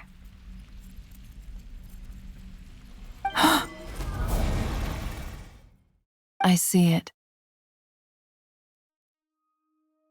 Your soul? You mean you're a divinity? Yes. I once left a portion of my soul in the future. One so small that this prison barely noticed anything. In this very moment, she can resonate with my soul across time. When the time comes, I believe that she can serve as an anchor to pull my soul from here back to the future reality. Just as gravity connects the world to the moon. Exactly. In the future, where I came from, the moon has been cast beyond the false sky, but I can still feel that it is there. In a similar way, I can feel a connection to the soul fragment I left behind even now. My friends can use it to detect my presence. But how do you just leave your soul here? Is that even possible? On my way here, I met an ordinary mortal who entered this place long before I did. Her body is long gone, but her soul remains. And before that, I encountered an old enemy whose entire soul survives here intact, while the power that once corrupted his body has faded away. So, perhaps this space is specifically designed to imprison divinity and authority, but not the physical body. Still, even if your body can escape, would it not just be a lifeless husk without the soul inside? Wait, is that what you meant when you said you wouldn't leave alive? Yes. I shall turn my body into moonlight and pour it over Nod-Krai. That power shall protect the land and quietly blend into it, awaiting my soul's return in the future. However, I cannot do this on my strength alone. I would need your help to do this, so I'm humbly asking for your assistance. Oh, dear sister, you need not be so formal. As I said before, we are but remnants of a bygone age. You, on the other hand, were born alone in that distant future, and you have walked a long and lonesome road since then. How could I bear to let your story end here in this dungeon? Don't forget, we are your sisters, your family.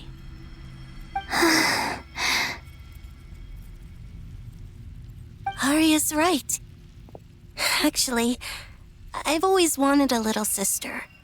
Can you imagine how it's been for me? Getting nagged by two older sisters all the time. Now, I finally get to be the big sis. And not just that, but I get to help you return to your world, too. How could I say no to that?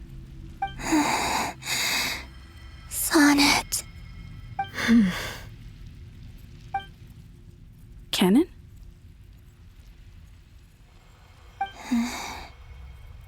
I'm sorry. I know this is a bold request. The Frost Moon is rightfully yours, and it remains intact. Oh, no, please, don't misunderstand me, Columbina. I was just thinking back on the years that the three of us once spent together. You cannot imagine how happy I am to hear of the future world you describe. The Frost Moon Scions, your lovely, kindly friends. For the three of us, whose purpose in life was to maintain the peace in Teyvat. It is a great relief to know that the people of this world live in such an abundant future. If your plan can save them and save Nod-Krai, I will gladly give you all that I can. Besides, the three of us have been together since the day we were born. I could never abandon them to live on alone without them. Canon. Still, I do have one question I would like to ask you before we proceed. Certainly. What is it? Why do you cover your eyes?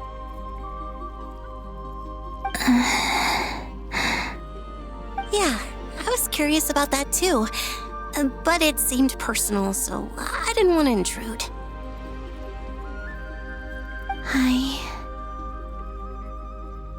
There was a time when I refused to look upon the world.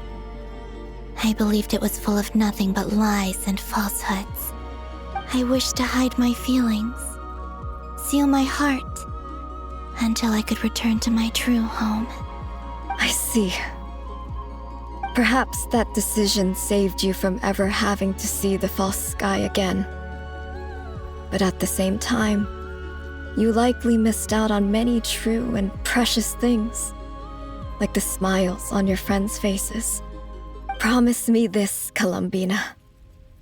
When you return to the future, open your eyes, take a look at the world around you, and see your friends. I'm sure that you know this already, given that you long to return, but that is your true home. Give me your hand, Columbina. Arya, Sonnet, you too. Okay. All right.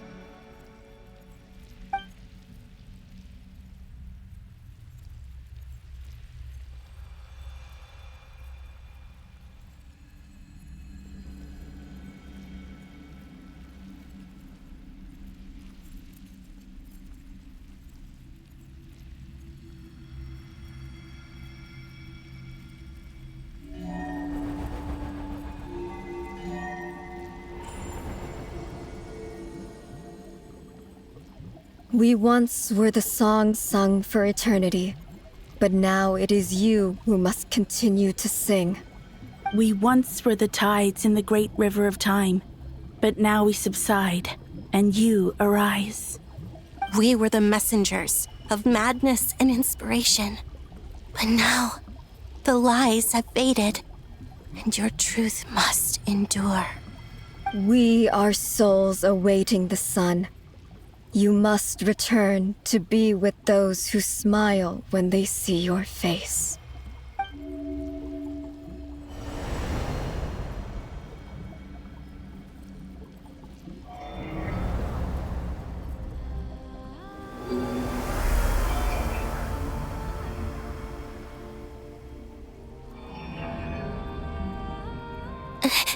Is it done? Yes. We have transferred the authority over all 3 moons to Columbina Hyposelenia. From this moment on, she is the Tri-Lune Goddess, the one and only moon goddess of this world.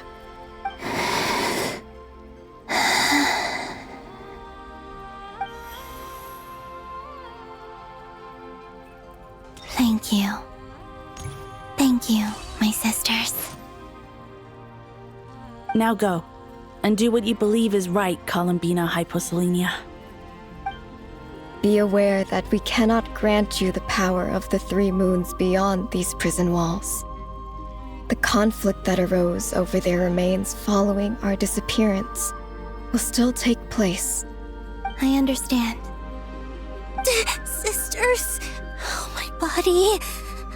It feels... Now that we have given up our power and authority, our bodies are merely mortal shells. This prison is dissolving them as we speak. It's okay, Sonnet. The end must come for every god, just as it does for every human. That's all this is. The final destination of our lives. Canon and I will be by your side the whole way. We have one final request, Columbina. Could you use the 3 moons' power to send us back into the real world? Now that we have lost our powers, I doubt this space will seek to hold us further. It's just... we would like to spend our final moments together in the only place we ever called home. Of course. Gladly.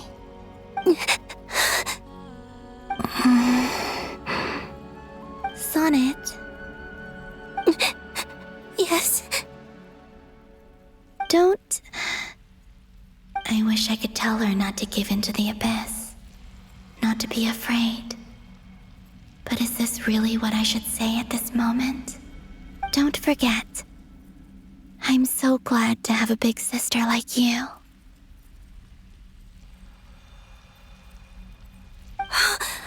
No, Hypo. Thank you. I'm okay. I'm not afraid. As long as my sisters are with me, I won't be afraid.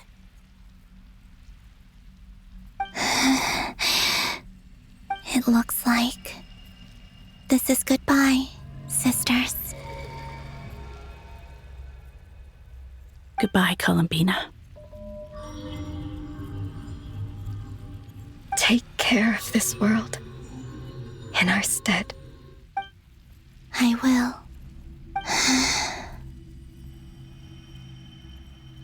And now, it's time for me to bid farewell to my body, too. May it become the moonlight that keeps Nod-Krai company through the long years ahead. So this is why Nod-Krai was not always home to Kuvaki. It only appeared after I poured my body out upon this land, and only this land.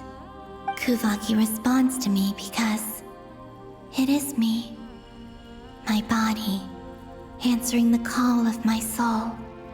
And the golden energy I've encountered on my way here was, in fact, that very soul, which I am about to leave here to guide me.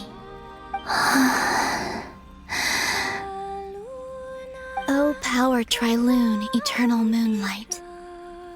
I, Columbina Hyposelenia, lay aside my body.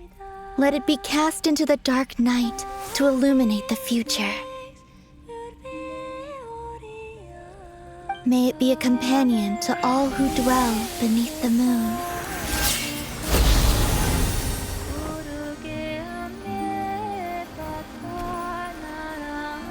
Until the time comes for me to return home.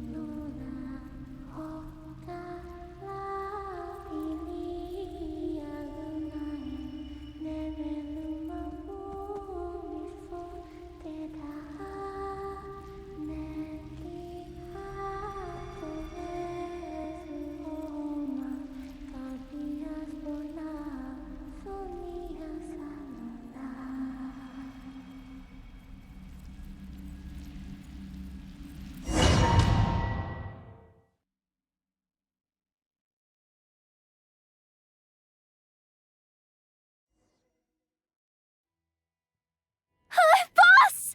That was crazy! Were we even allowed to see that? Is anyone? Can you still see? How many fingers am I holding up? I see 2 fingers, and a look of sheer terror on your face. Truly astounding, Miss Nefer. Your eyes have glimpsed the very ends of the world, and yet they remain as sharp as ever. Or is the credit for this miracle due to Miss Lauma? It seems that even time itself is no match for your medical skills. Surely you jest, Mr. Flint. I suspect we have Columbina to thank. She must have realized the immense toll that the ritual would take and purposely set aside some of her power in the past to protect Nefer's eyes when this moment arrived. There is always a great price to pay for witnessing the truth, but it seems that this time, Columbina has shouldered that burden on our behalf. She chose the perfect method of getting a message to us. Though her eyes were always shut, she was clearly so perceptive. She knows us well. She knew exactly how we would think and what we would try. Despite being separated by time and space, we're seeing the same possibilities and seizing the same opportunities. We still don't even know if she's okay right now. But as long as there's a chance we can do something, we'll fight to make it happen.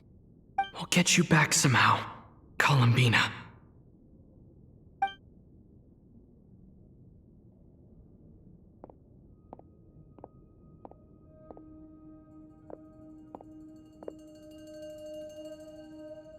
Well, based on the information we now have, let's figure out our next moves. Thanks to these gentlemen, we have a much clearer picture of the situation with Dottore. The civilian population has been moved to safety, so we no longer need to hold back. Miss Androne, how are the calculations going? So far, so good. I'll keep seeing how far I can push the system, though. Can't have Hatman being powered down for nothing. There's still a long road ahead. Where should we begin?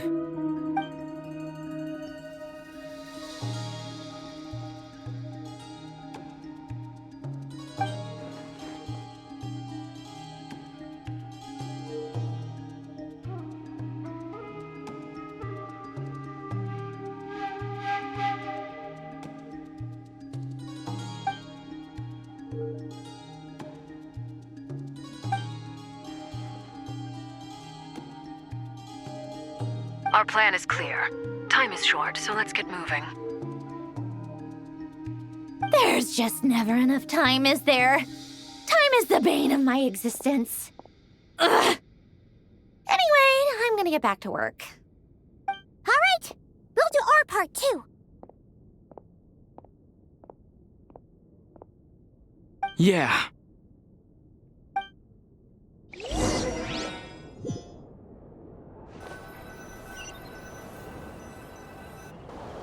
Albedo's theory says that elemental energy can dilute the light realm's power, but I'm no expert in building elemental defenses. Sounds like something out of the advanced elemental theory section of the library. Whew.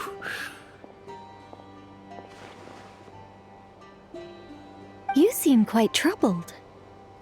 Well, yeah. I mean, who doesn't get a little flustered when they're completely out of their depth? You were the very picture of confidence back when you approached the Hexen Circle. Eh, I could have been faking it through that whole meeting for all you know. Who's to say I'm not just a ball of nerves in a charming and gregarious package? Oh gosh, really? I'm so sorry, I had no idea. Well, you're all the braver for it. Still, I was much more in my comfort zone than I am here. At least in Mondstadt, you can cry for help from a cliff top and actually stand a chance of summoning Barbados himself. Things have never looked bleaker than they do now. If we don't pull this off, Tevat's doomed, isn't it? Oh, you think so? Actually, yes. Yes, it probably is. It's a shame. Don't put too much pressure on yourself. Tevat has faced annihilation many times in the past, but it also gave us you, didn't it? Hey, don't give me that. It's not like I'm anyone special. I disagree. Every human born in this world is special. We angels have always believed that. In that case, this humble human being has a big favor to ask of you. I thought you might say that. I'm sure Alice, in her great wisdom, sent you here precisely to help us in this difficult time, yes? Well, that has less to do with her wisdom and more to do with my power. Of course, of course. Well, the thing is, these elemental defenses we're about to build, I don't think it's a question of if they'll fail, but when. Durin's findings from his patrols make it clear that Dottore is constantly expanding his territory.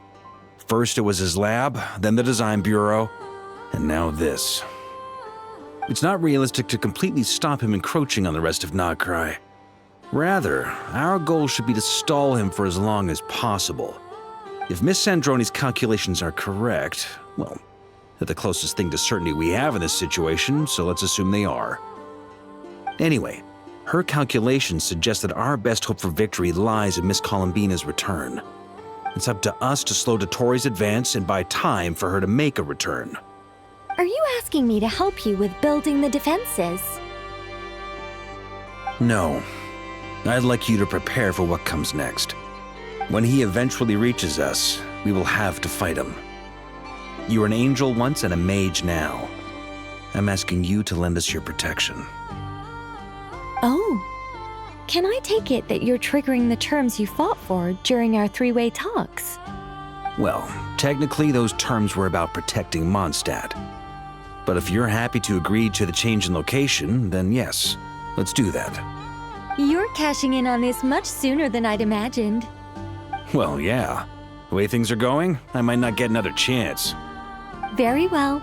The mages have heard the knight's plea, and we will respond. To tell the truth, Alice and I had already discussed how we might help you all, so I didn't come empty-handed. I always like to be prepared.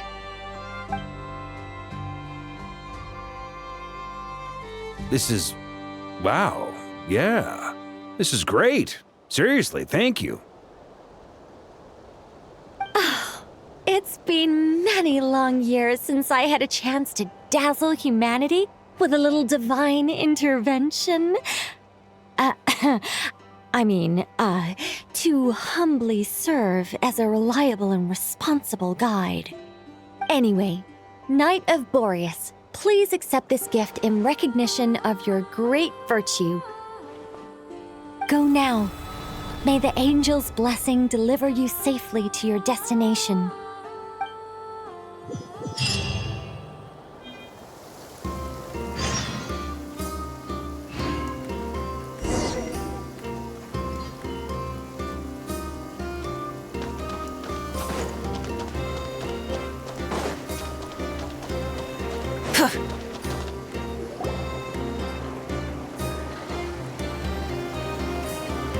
You're here. Sandrone! How are things going? Glad you asked. You two are about to become the first people to lay eyes upon my masterpiece. Or should that be the first person and the first, specter? Hey! Whatever.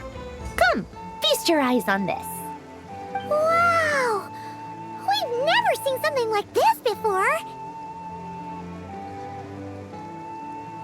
This meter displays the progress of my formula. Currently, it's still making the most important connections. Once it's finished running, I'll deliver it right to your side.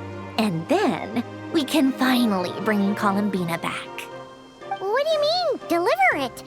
Can't you just tell us over the Dodo communication device? It'll just be some numbers, right? Ugh, you're such a greenhorn. This isn't the kind of formula you solve in math class. It's a highly complex algorithm capable of constructing a framework of rules. Ugh, whatever. We'll be here all day if I start trying to explain it. All you need to know is the formula must be completed before we can bring Columbina back. I'll share the data with you. Nicole's agreed to let me use her information channel, so we just need to use the Dodo communication device like so. And there. Now you can check in on my progress. Wow! Look at that! You're amazing, Sandrone! About time you recognized my genius. Took you long enough. Anyway, that's all for me. You should check on the others if you have time. Make sure we don't have any weak links in the chain. That might sound harsh to you, but close supervision is a common practice in a Fatui. Not looking to catch anyone out. I just care about everything going smoothly. That's all. I'm kinda stuck here while the formula's running, so I need you to be my second pair of eyes in the meantime.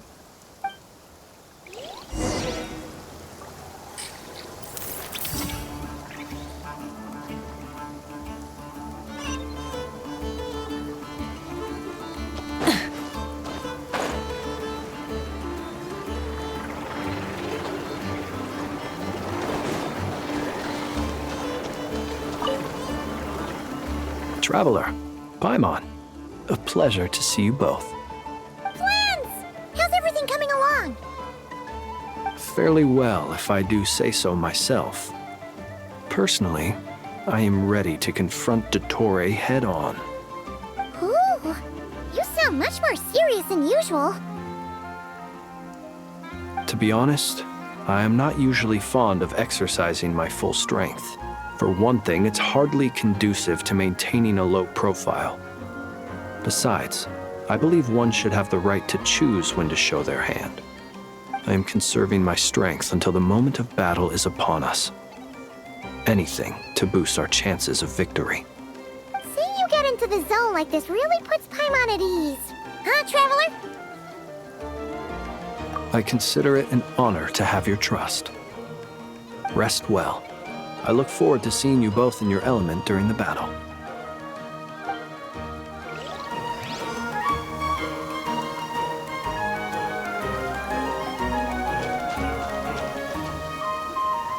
Thankfully, Miss Nicole has come to our aid. Nasha Town is now looking very well defended. Golden Flame. Yes, that's Nicole's power, all right. Based on the latest message from Grandmaster Varka, it sounds like they've reached an agreement. The situation should be more stable with her assistance. Everyone will have at least some degree of protection. Albedo! Durin! Hello there, you two. Are you well rested?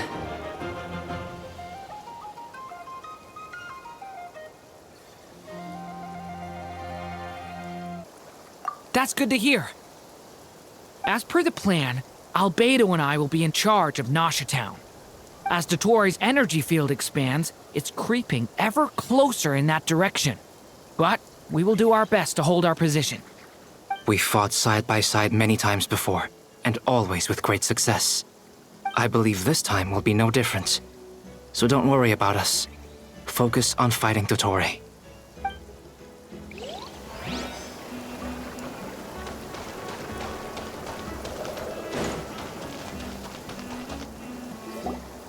Yes, Miss Moonchanter? What are you staring at? You always address me in the strangest ways.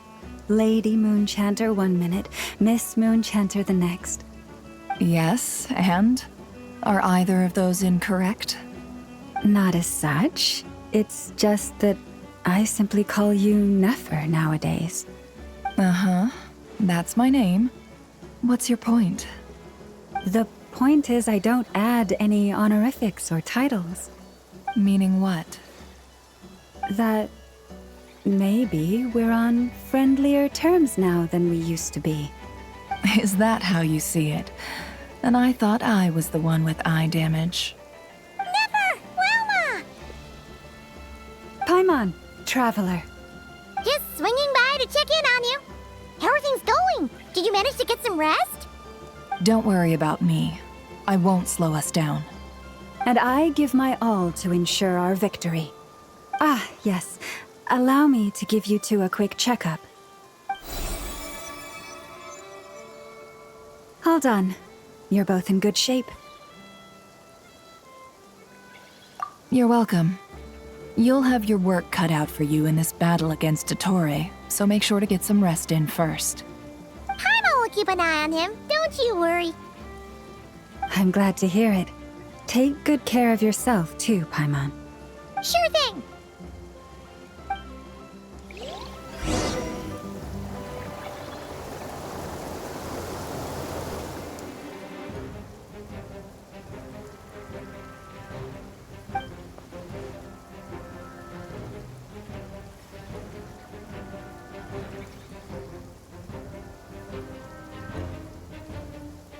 Here they come.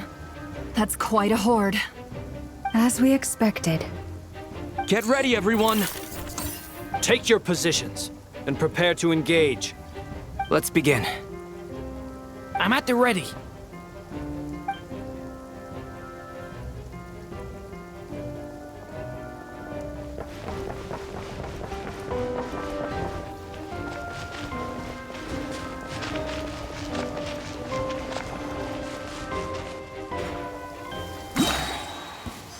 Waste of time. Your skull! Time for the Steady now. Be silent. So... Why... Did it take too long? Another one? Fine. Observe.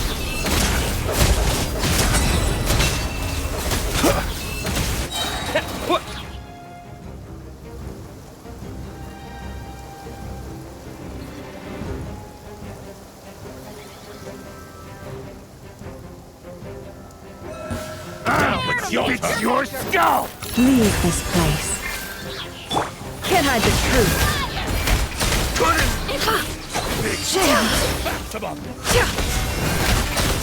These creatures cannot stand against us.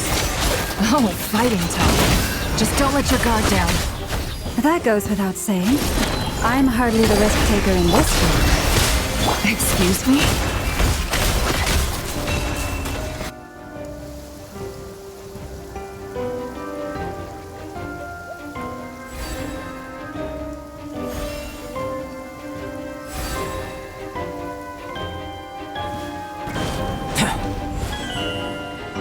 Witness my great undertaking! Devouring claw! Element! Live! That was easier than I thought. Naturally. What do you mean? Is it because as created...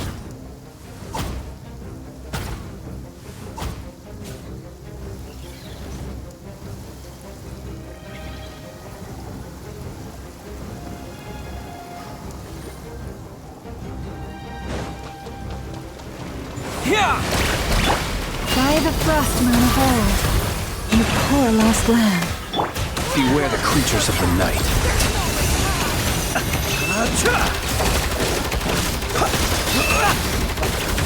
Close your eyes. People have always used fire to drive away wild beasts. Wouldn't a lantern work just as well? You read my mind, my dear friend. I was just about to say that. All right then, dear friend. Bring the light! Boys, protect. Be silent. Observe. To dust.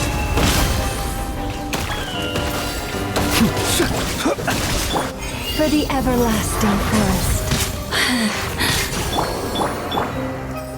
Go! No more lies.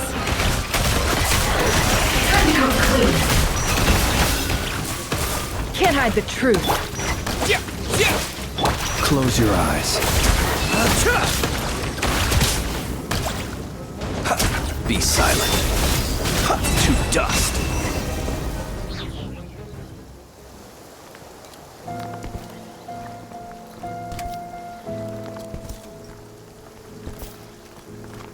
You're looking well. I trust you've had a good couple of days. Dottore. It's actually a good thing, in my view. If the subjects of my experiment were to die prematurely, it would throw quite a wrench in the works. And so, I must thank you all for your resilience. We are no longer on the same level, but you are nonetheless worthy of my respect. A creator god should be merciful and gracious after all.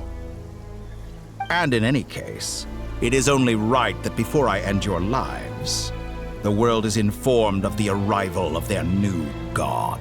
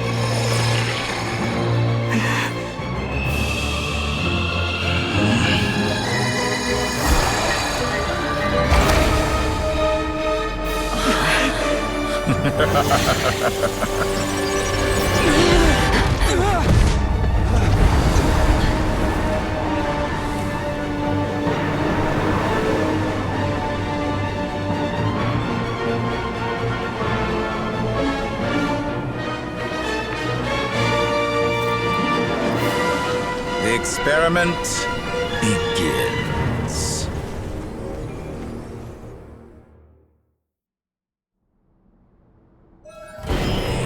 With the marrow of the 3 moons in my hand, behold the false moons fall!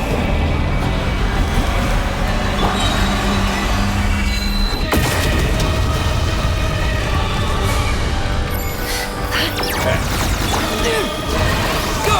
Bombs away! Such a simple attack. Water jet! And you're already struck. You cannot face me. It all adds up. Found. It all falls into place. Lashes the moon. Close your eyes. Be silent. Entropy ends.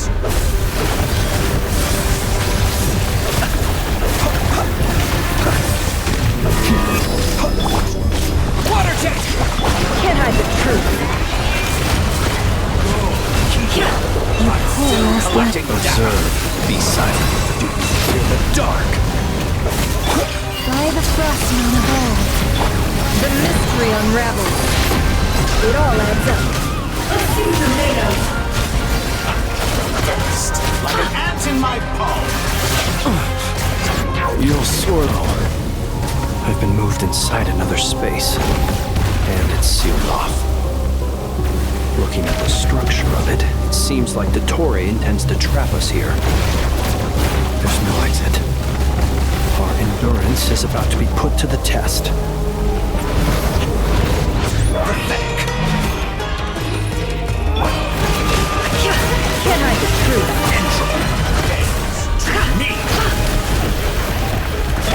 Leave this place. Water jet! No more lies.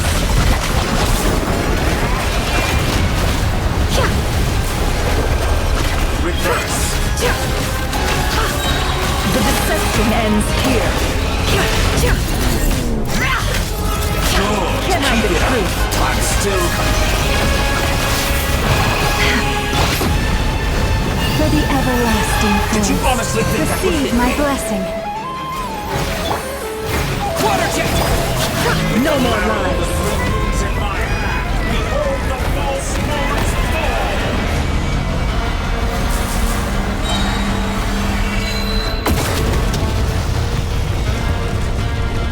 Moon's remnants fall. Seek within.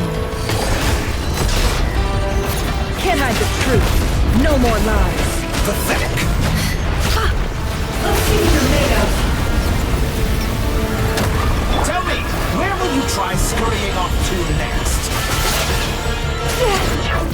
Looks like Dottore has opted for a divide and conquer strategy. But we will not allow him to triumph. Now, I shall pray for our victory.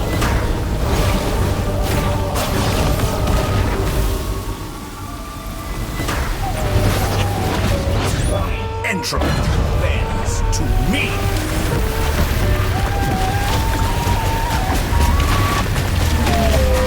That's more like it.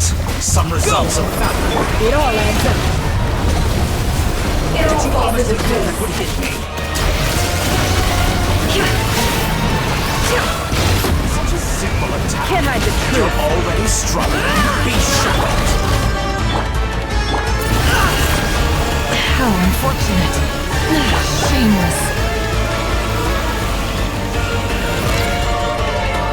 How dumb.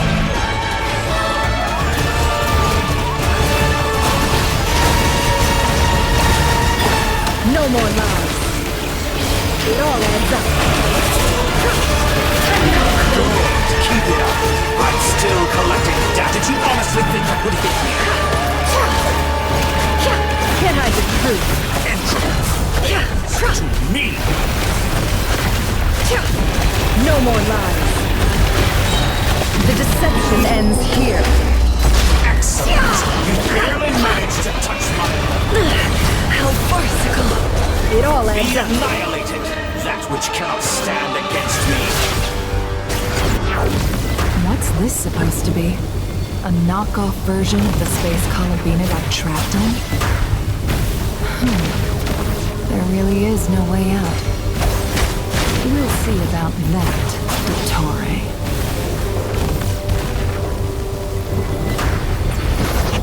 My apologies. I had not intended to take your teammates. But you have a choice in the matter. Obey, and I can release them. An excellent deal, if you ask me. Won't you consider it? Did you honestly think that would hit me? Water jet!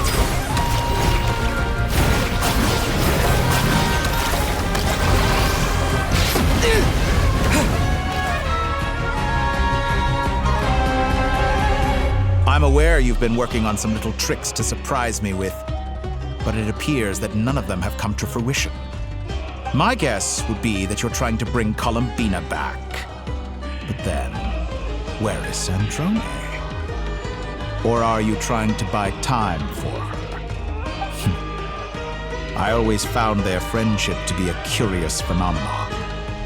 Two highly incongruent personalities, and yet they share a deep connection. Speaking of Columbina, I once saw her as like a younger sister. We got along quite amicably while she was with the Fatui. But then one day she suddenly decided she would refuse to take part in any further experiments. To this day, I truly don't understand what I could have done to upset her so much. It's such a pity. I could have had a sister, a family.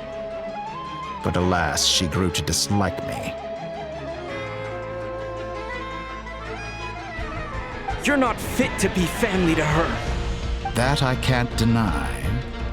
So many people, all obsessed with playing out the same tired old dramas. This world is rotten to the core. And then there's you. You had every opportunity to reach the right conclusion. The thought of killing you off like this? But I maintain that I approached you in good faith, so I will offer you another chance. Will you work with me? You have until I count to 10 to make your choice. 1, 2, 3. Not in a million years.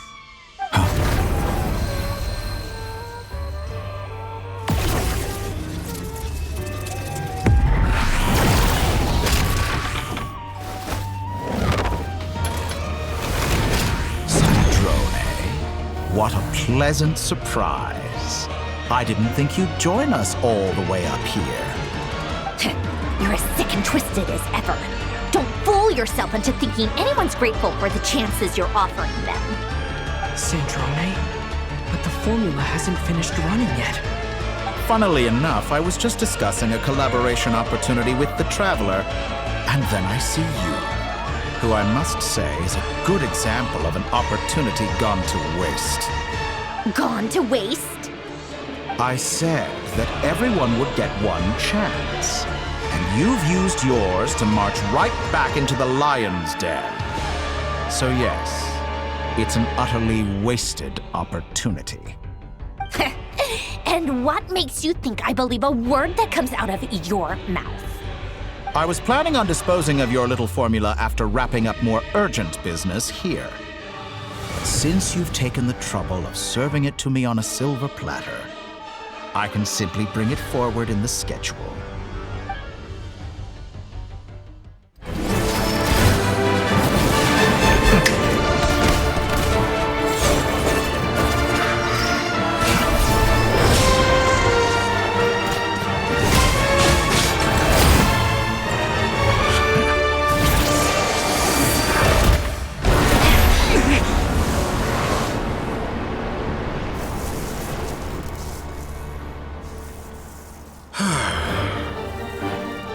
Is this your life's work? This piece of trash?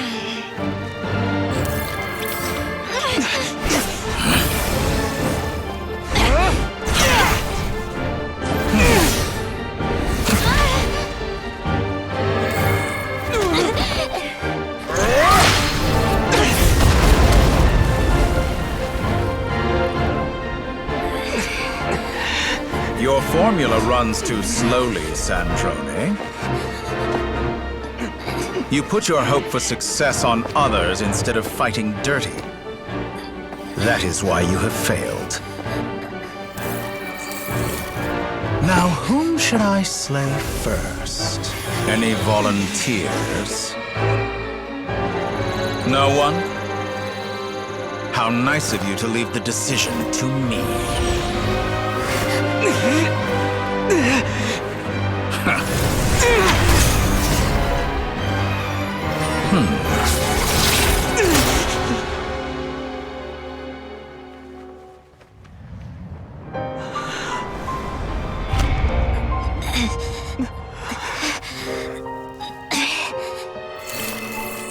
Oh, how unexpected. Sandrone, any last words for me, comrade?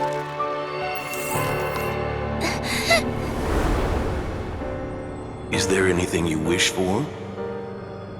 Not really. But I've always known what I don't want. Go to hell, Dottore.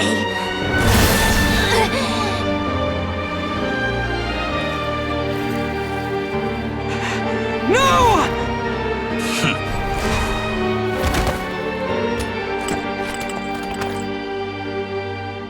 And now, you have failed.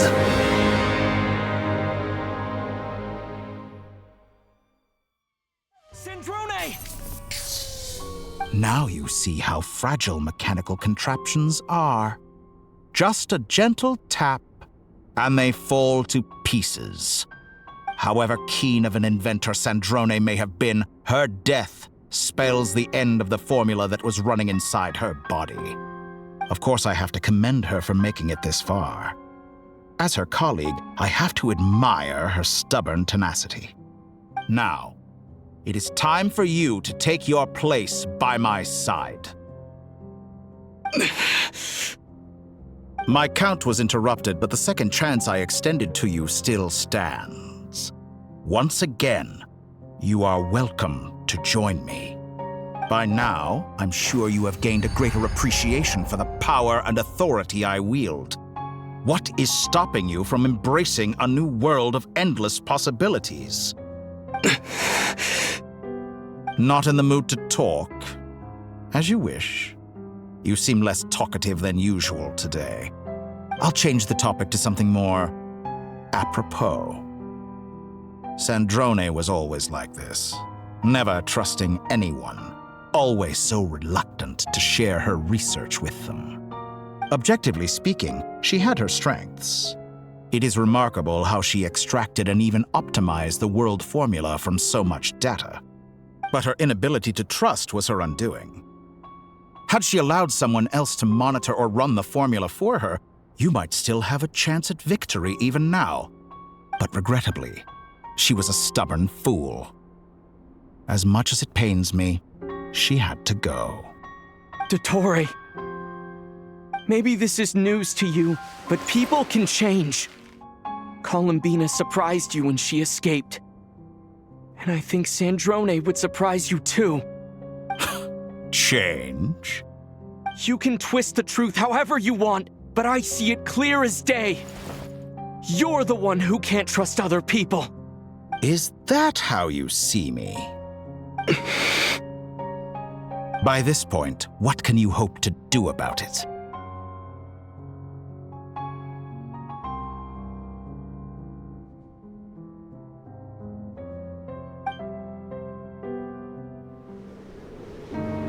It is pointless to fight on. You've already lost. Wrong. You can't win this, Dottore.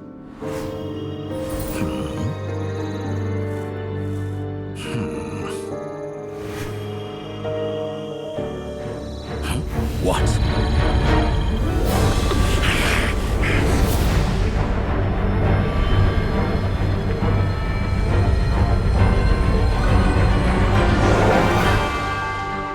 My formula can get us 90% of the way. It will connect you to Columbina. Then, I will bring the formula's output to the Traveler's side. For the last 10%, do whatever it takes. Just bring the moon down.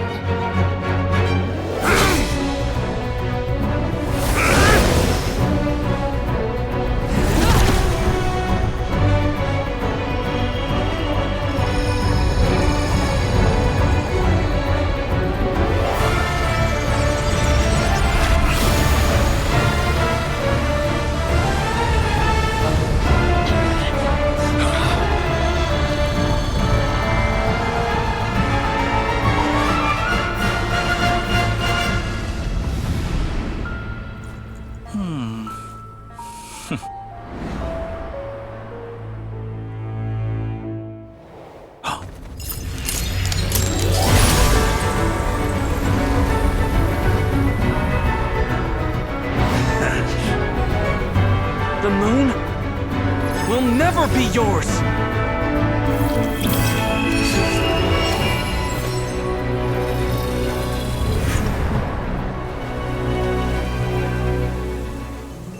I turn my body into moonlight and pour it over Nod-Krai.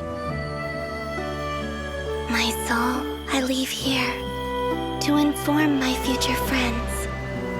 Lastly, I will hide the Tri-Lune Authority within the Frost Moon. And when my body, soul, and authority are reunited, finally... Columbina!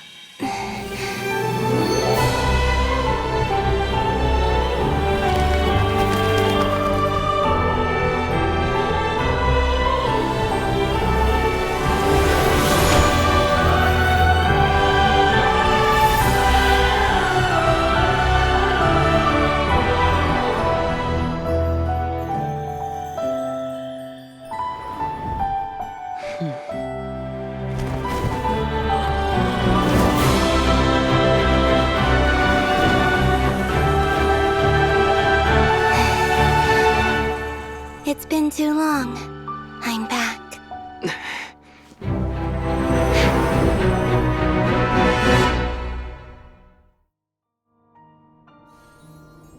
Stay focused on the battle, Traveler. What a touching reunion. Though I personally find myself repulsed by the sight of weaklings huddled together for war. Now, quite finished patting yourselves on the back. Show me how long you can struggle before you drown. Watch out, Columbina! Manipulate space itself! I know. Cannot face Wait for the right moment. Foul. Let's work together. Moon's remnant.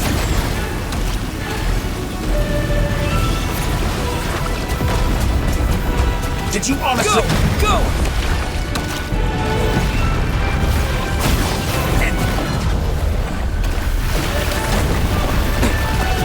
Did all the long years teach you nothing?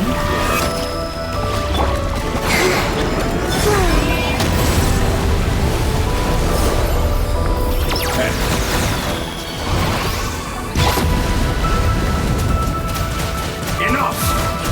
The first, like an ant in my palm.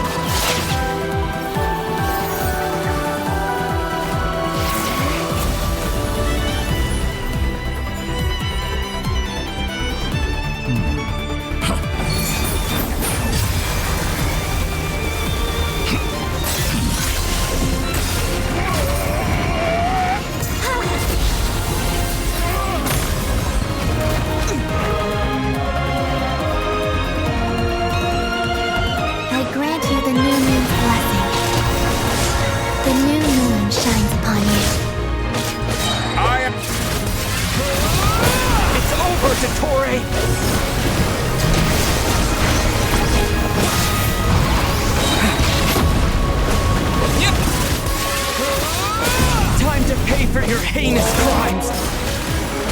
No longer must the world cower in the cold night. I'm so close to the new world! Our future is not yours to command! Let the moonlight dispel the darkness.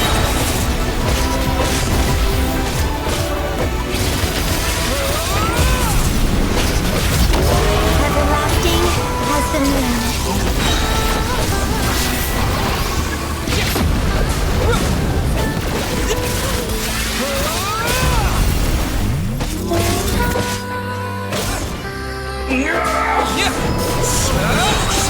I was so close to the new world!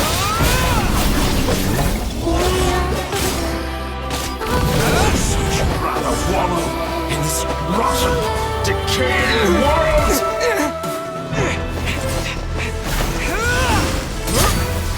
Willfully blind. How can you be so satisfied with your fate?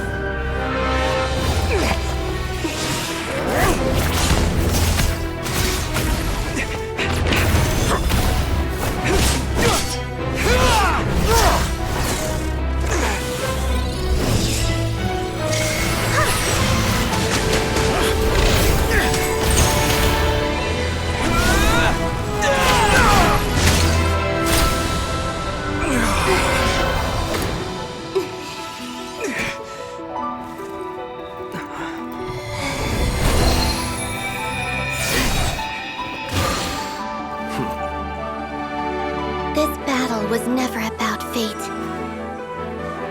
It's about friends, family, and the home you stole from them.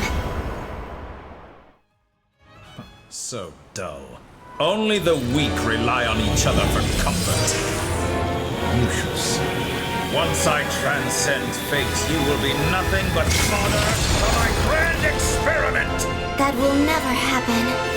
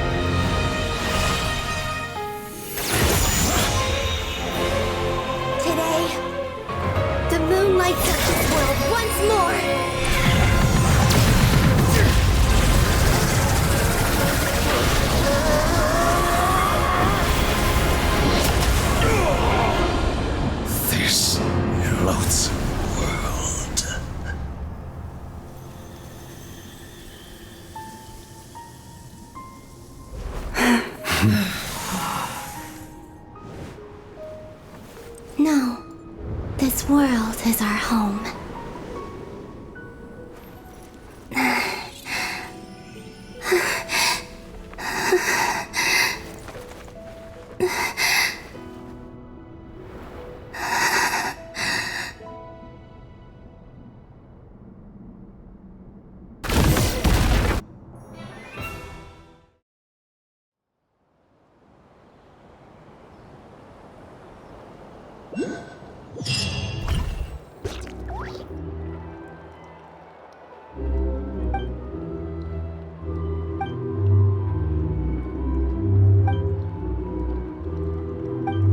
No, you're doing it wrong.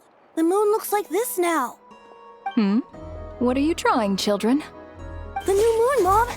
It looks different than before, doesn't it? Also... Can I go buy a sugar sculpture today? Please? All right. I suppose today is a special day after all. Almost like a festival. Extra, extra! Get the latest Nasha Express here! Post-disaster report! Nasha Town reborn beneath a new moon! The voyage begins today! The future looks bright thanks to the League! I knew things would be different.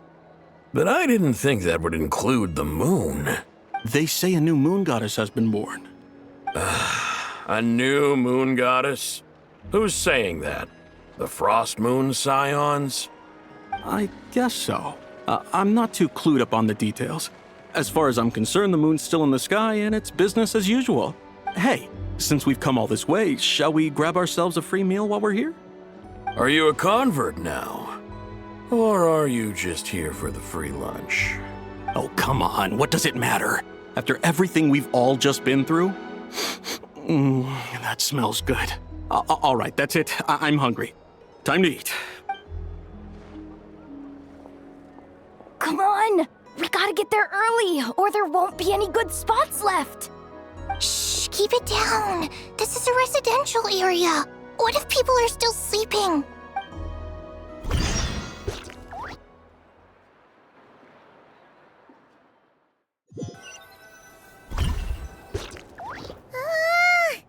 Why is it so noisy outside? It's okay. Paimon was pretty much awake anyway.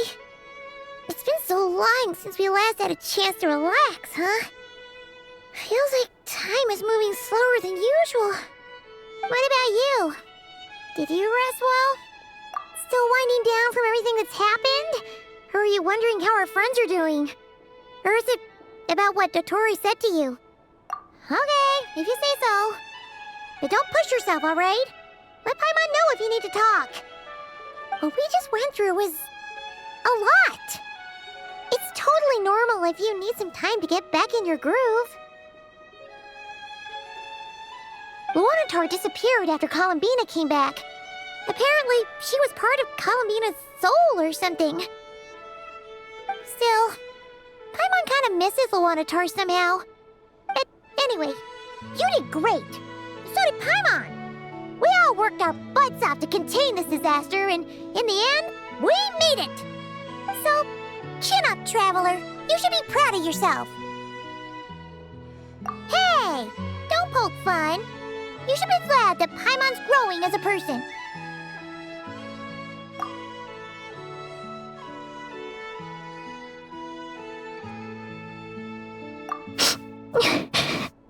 Paimon didn't think you'd mention it.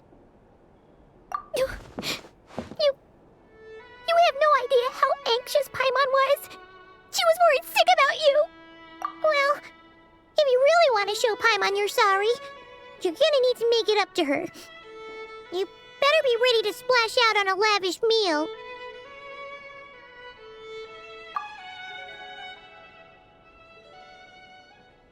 Phew. Okay. Paimon's full now.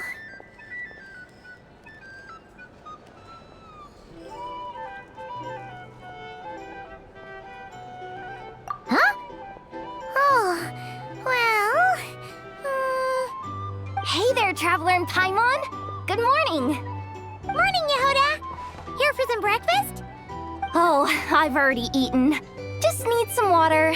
I was mostly worried you might forget what day it was today. So, I came over to remind you. Careful there, Paimon. Too much food will make you drowsy. Don't let anyone catch you hiding at the back and nodding off during the League meeting. You should probably be saying that to Aino. She's the baby of the group, if anyone. True. You know, I'm surprised that all these competing groups are actually coming together to try to solve things together. Definitely a first for Nod-Krai. Well, nothing like a region-wide calamity to bring people together. After that, surely even the most self-interested people have to realize that going it alone isn't worth the risk, right? Try telling Boss Neff that. She's not exactly convinced that people are gonna get with the program. Really? But if she's so pessimistic about it, why'd she agree to be the Curatorium's representative in the League? Probably 'cause even though Unity sounds like a pretty far-fetched idea, the benefits it would bring make it worth a shot. I think things will work out, though. I swear, Nod-Krai feels like one big family now with everything that's happened. More than it used to, anyway. Paimon's with you on that one. And it seems like plenty of other people agree, too. Just listen to the bustling streets. All right. Everyone's been rebuilding these last 2 weeks, and the evacuees have been coming back in droves. Life's slowly returning back to normal. Which means my workload's probably gonna shoot back up. Were you about to head out? There's still some time before the ceremony begins, you know. Yeah, we were gonna take a stroll around the square and say hi to some friends first. Sounds good. See you later then.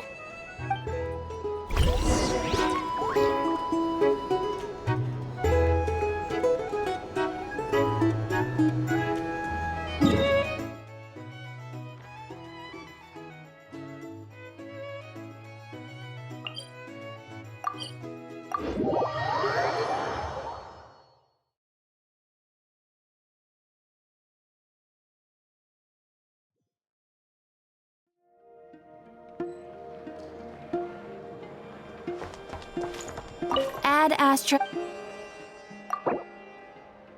Thank you for completing today's commissions. Here is your reward.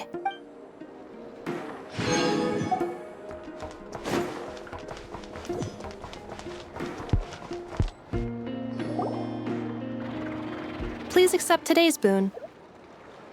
Have a nice day. Are Paimon's eyes deceiving her? Or is that Inefa handing out food for the Frost Moon Scions? Hello there. Would you like a feast of the moon, along with some snacks of the day? So, what's new, Inefa? It was only a few days ago when we last saw you, but it looks like you've joined the Frost Moon Scions in that time. And Aino too? What are you talking about, Paimon? We're just here to help, duh. In the wake of the disaster, it's all hands on deck. We responded to Lama's request for support. At times like these, the smallest good deed can inspire others and help them through the hard days ahead.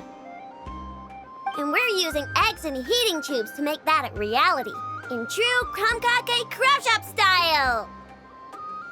Enough! Did you hear that? The Traveler said I did good. The Traveler!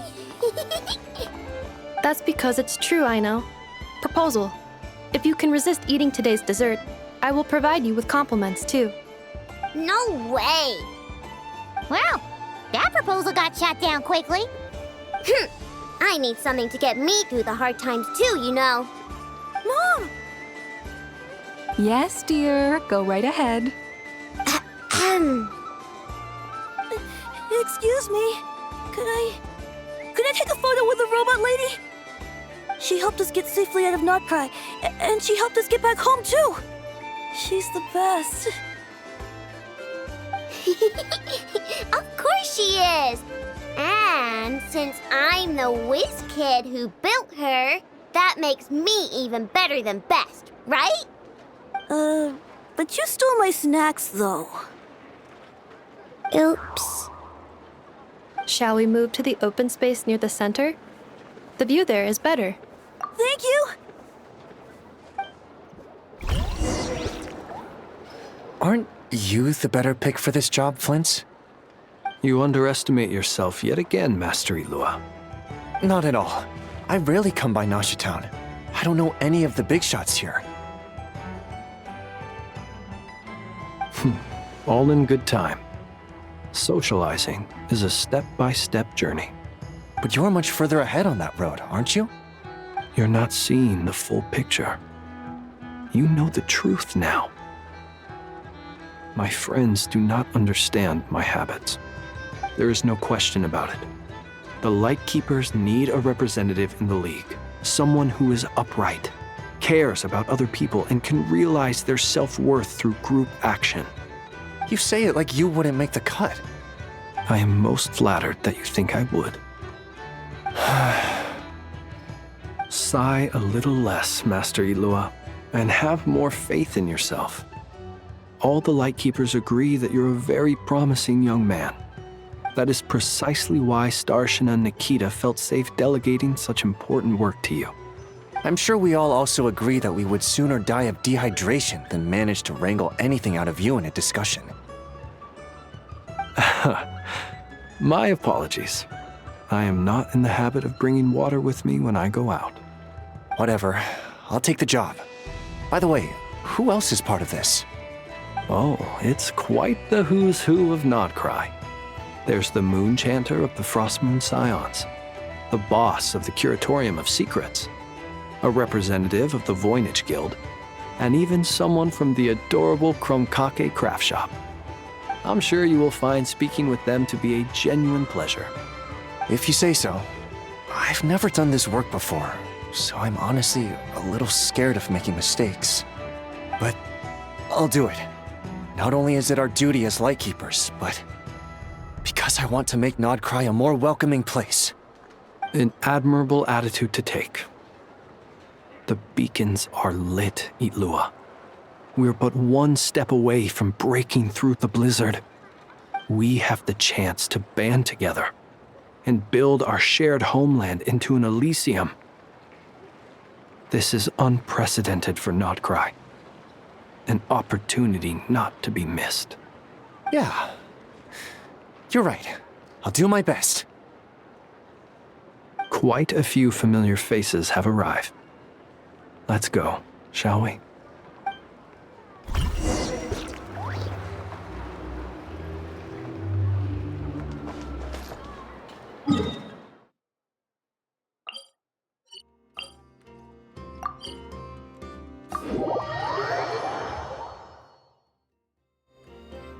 Many insects have a compulsion to... Wow! Everyone's here! You seem well rested. I know no one's asked, but I'm sure you all want to know, so let me just say, we're doing great. Thanks. Well, great, but not perfect. Starting to lose my mind from boredom. Can't drink a drop of alcohol while I'm waiting for my wounds to heal. I'm sure you had a sneaky swig or two. Wait, how'd you find out? I'm sure you must be missing Mondstadt after all these years away, Grandmaster. Yeah, you could say that again. Every time I get news from Mondstadt, it makes me want to go back and see the place for myself. Honestly, once things are wrapped up here, I think it'll be time to head back home. Hey, looks like someone's taking the stage. Can everyone see okay? Anyone need a boost? I'll just listen from the back. It's fine. You're taking this pretty seriously, huh, Durin? Well, it's not every day that I get the chance to see how people speak in official settings. Soak it up like a sponge. I'll make sure you get a chance to practice for yourself later down the line. Actually, I know just the thing. You can debrief the Knights of Favonius for me. Mr. Varka, are you forgetting that I'm not a Knight of Favonius? I can knight you. Any particular title you'd like? Is he joking? I really can't tell. You'll have to figure this one out for yourself. It'll be a good learning experience. It is my honor to host the opening ceremony for the League, and to have this opportunity to speak to you all in my capacity as Voynich Guild representative. Could this person also have been pushed onto the big stage by the real big shots? Guess I'm not the only one then. We come here today, having weathered the trials and hardships of yesterday, and having learned from them the importance of unity and cooperation.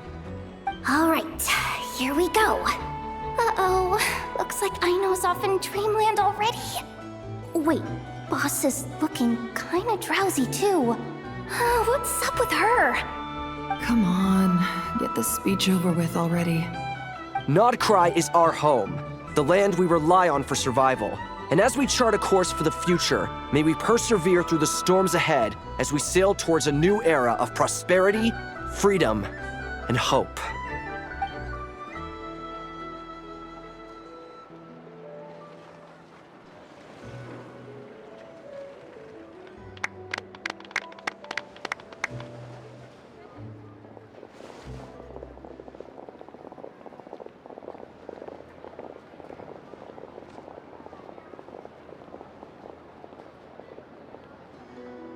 Looks like we'll have more opportunities to travel in the future. I'm sure you'll cope, Lady Moonchanter, given how fleet of foot you are. Unfortunately, I suspect I'll be too busy at the curatorium to act as your host. We have a busy schedule, not to mention an international network of contacts to manage. It'll be all right. I'll just check your schedule with Yehoda well in advance. And if she's not available, I can simply ask Ashru. You... So giving my employees extra workload isn't enough for you? You're really going to drag my cat into this too? I thought you'd approve. Aren't you forever increasing your employees' workloads? That's a bold statement. Are all the Frostmoon Scions feeling more audacious now that your moon goddess has returned? Columbina's return has brought joy to all who care about her. That includes both you and me. As for the Frostmoon Scions, we are learning how to thrive independently, without relying on the moon goddess. It is up to us to make our home a more livable place. Joining the League is one of the steps we are trying towards that end. I like the word try. It's nice and non-committal. You can opt out at any time and still say you tried. You don't see a bright future for the Frostmoon Scions? Or did you mean the League? I'm just not as optimistic as you. The Frostmoon Scions should count themselves lucky that they have a leader as stubborn and enterprising as you. But Nod-Krai's a big place, with all kinds of people. Most of them don't enjoy answering to a leader, or even listening to reason. Well, that's where you and your methods come in. Unless the Curatorium of Secrets is only here for appearances. For now, yes. And that won't change until this venture becomes worth my while. What would make it worth your while? Getting out more than I put in. Right now, I'd barely break even, but I'll grant that it's a good start for Nod-Krai. Then maybe it's worth a try. All right, you can stop now. Or do I have to join the Frostmoon Scions before you'll get off my back? You'd be very welcome to join us. Hey, you two! Congrats on all your hard work! What are you chatting about? Nefer was trying to dissuade me from adding to her employees' workload. Also, she's considering joining the Frostmoon Scions. Sorry, what? Your conversations are always the most interesting. Would you two care to join me for some tea before heading to your next destination?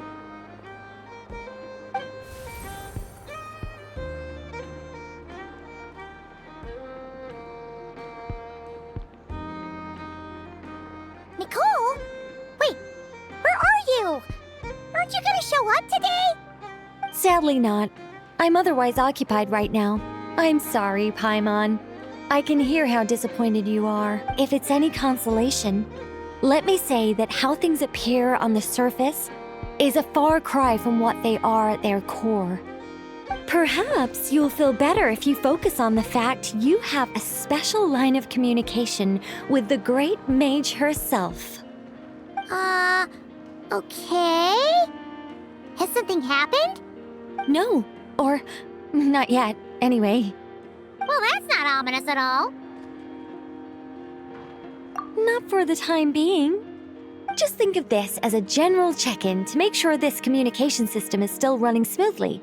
Besides, it's good to chat once in a while if we want to maintain our friendship. You could have just said so. Paimon got all worked up for nothing. Still, the best friendships are built through face-to-face interaction, you know.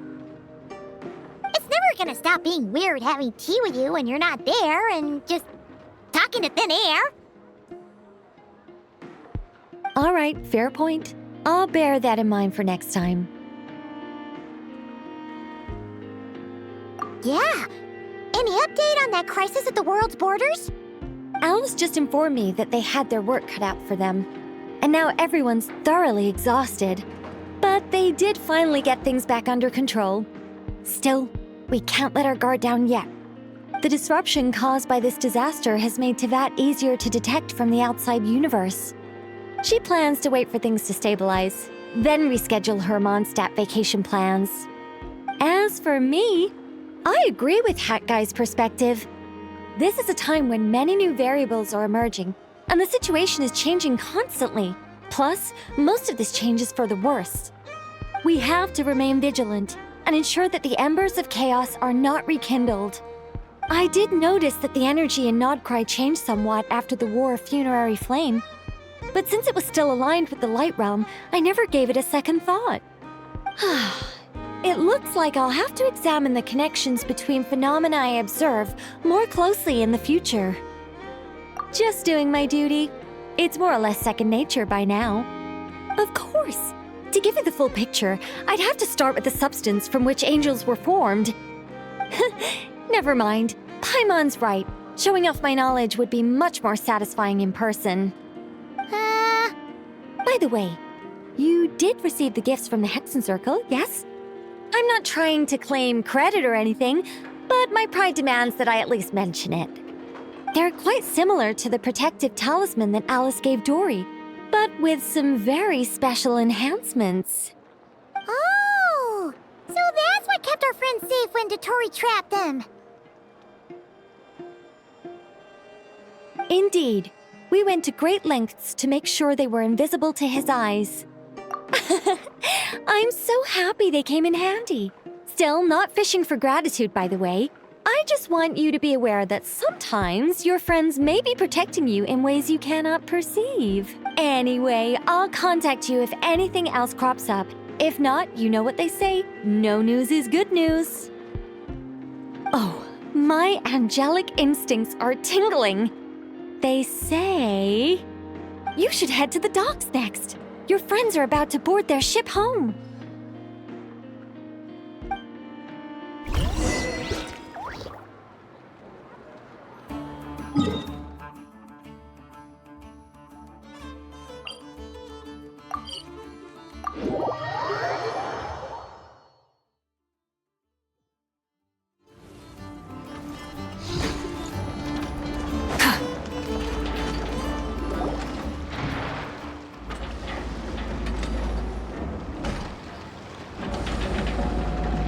You're here. You're here too, Hat Guy! Are you heading back together? No, I'm bound for Sumeru, and she for Fontaine. We just happened to cross paths at the harbor. Everything seems fine. Sandrone may have an abominable temper, but she's always been very responsible with important calculations, and things entrusted to her by valued friends.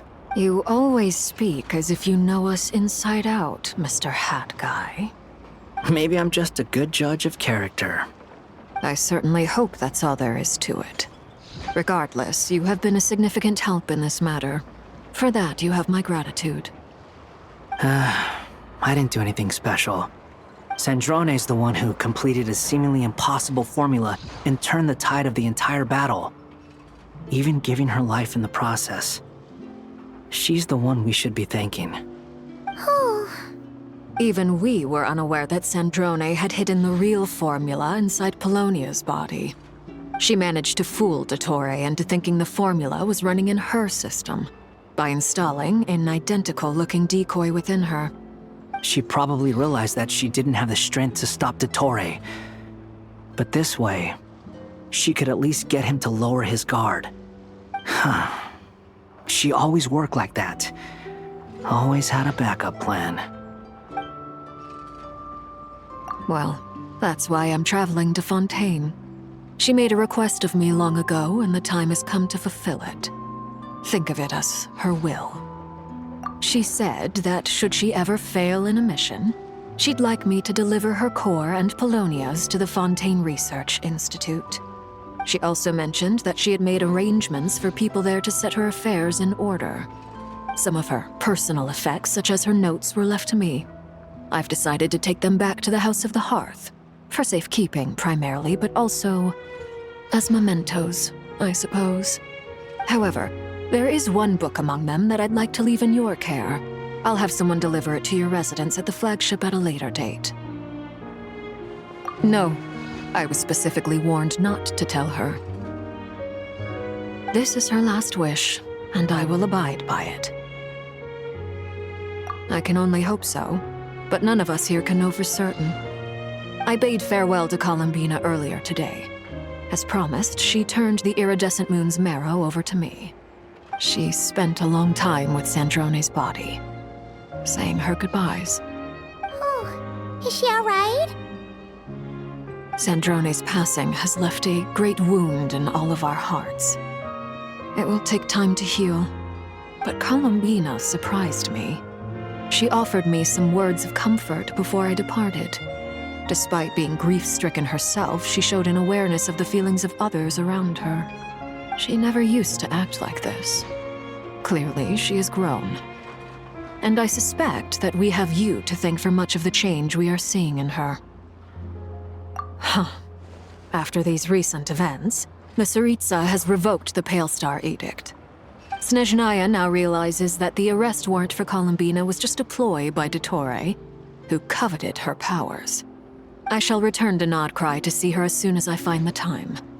I hope that from now on, she too will explore more of the world. Columbina Hyposelenia's journey is only beginning. My ship is here. Traveler, Paimon, we shall meet again. You too, Hat Guy. What are you still bumming around for? Isn't Columbina waiting for you? I thought today was the day you'd agreed with her to go find out the truth about your sibling. You're afraid you won't like the truth when you see it. Well, this is new. I was starting to think that nothing could scare you. Don't say that! Wouldn't you be if you were in this situation? Fair point. But I'd say I have more experience facing up to unpleasant truths than the Traveler. They say blood's thicker than water. I know how much you need your family back. More than you need any of your friends. And I'm sure that all your real friends understand that too. No matter what the truth turns out to be, they will stick by you and support you, whatever decision you make. Finding the truth is important. But more important still is what you choose to do once you've found it. At least, that's the life lesson I've learned from my experience, grappling with the truth. What? Now that Dottore's dead and gone? A little, I guess. but it hasn't solved everything. Maybe I regret not getting to end his life with my own hands. Or maybe it's something else. But for whatever reason, I still feel like I have a chip on my shoulder. Either way, I'm going back to Sumeru. Lesser Lord Kusanali is gonna need help dealing with all the chaos Dotori left in his wake. Not just from this incident, but everything he did in the past, too. You should continue with your journey, as you've always done. Who knows? Maybe we'll meet again someplace else. So, what should we do now? If you want to explore a bit more to steady those nerves, Paimon's game! After all, when Columbina said she knew where your ship was hidden, Paimon promised to give you two some alone time with the truth. It hasn't been all that long since we were last apart, sure, but with Columbina there, Paimon's sure things will be just dandy. Ain't no biggie.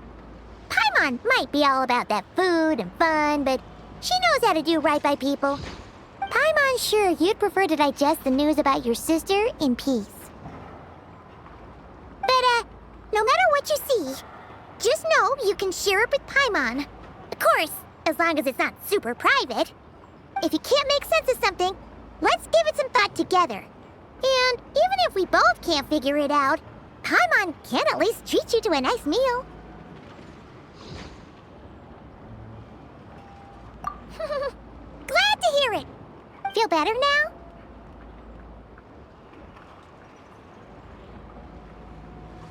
Alrighty. Next up, time to meet with Columbina.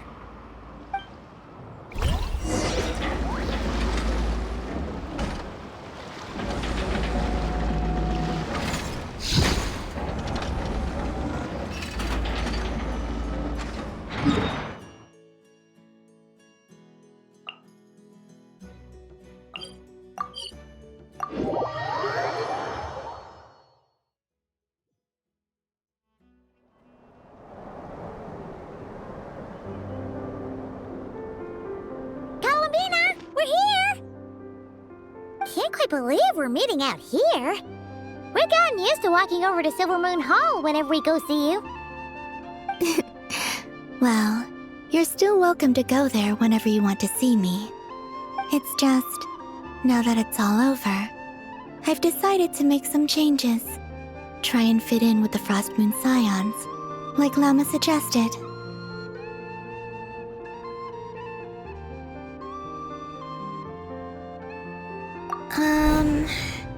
The older generation are still timid around me.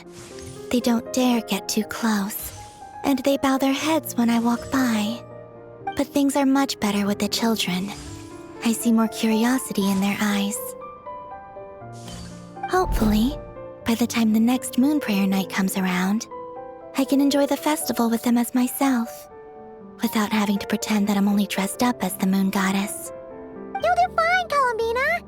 Paimon's sure they'll realize you're super nice once they get to know you better. You really think so? When we first met, you thought I was a little up in the clouds. We were just starting out then, come on! So Lama told you, huh? I'm only teasing. I know that I have you to thank for pulling me back down to solid ground.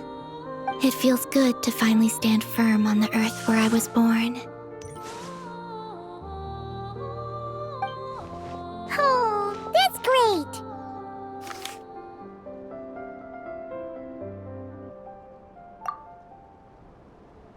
Thank you.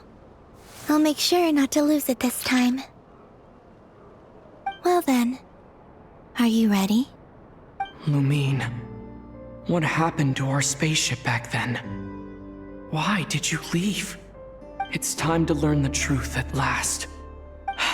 Ready as I'll ever be. Good. Then let me open the way for you.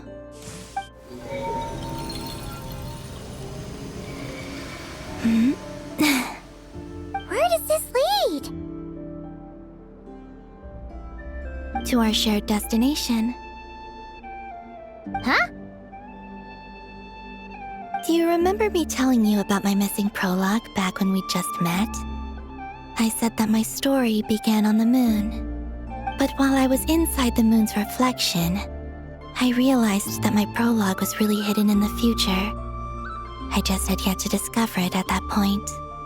The story of the time before I was born was in fact the story of my distant future. It's truly fascinating. But when I obtained the Trilunar Authority and returned to our present reality, I sensed something I hadn't expected. Your prologue. So you mean... Yes, your spaceship.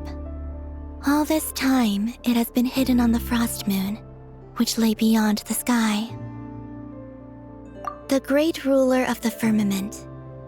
The heavenly principles. Wait, them? Why would they do that? I don't know. Perhaps your ship contains something that is incompatible with Teyvat. Or something that cannot be known. Oh, did I pick a bad time to say this? I know it must have been hard to work up the courage to do this. Maybe I should have waited until you were on the moon, with no chance to back out. That would have been kind of mean, you know.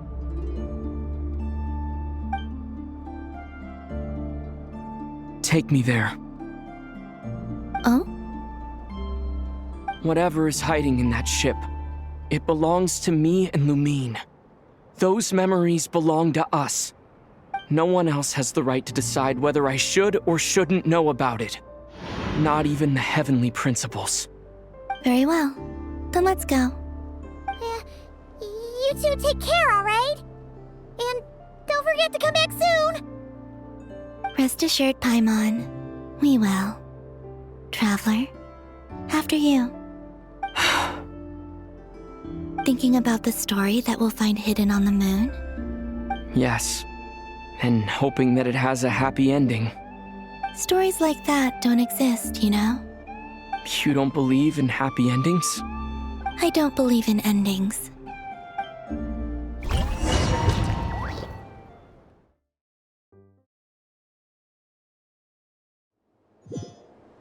Where am I? This is the pathway I built between Teyvat and the Frost Moon.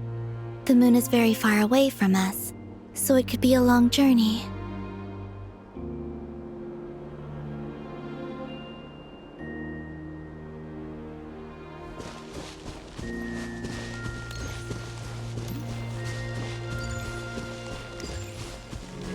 After I obtained the Trilunar Authority, I unwittingly saw past events from many of my friends' lives.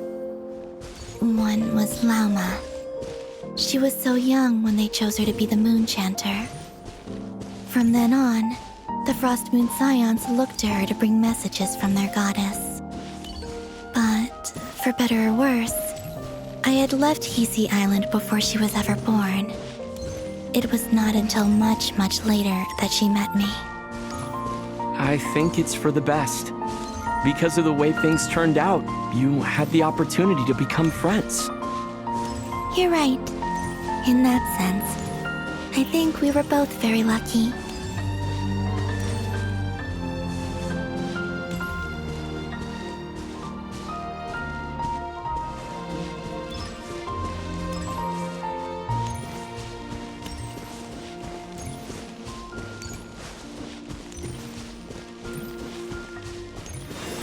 Oh, and about that mage, Nicole. I only recently learned that she has lived in Teyvat since the time of the Three Moon Sisters. The Moon Goddesses always had a good relationship with the angels. I suppose our friendship continues that tradition.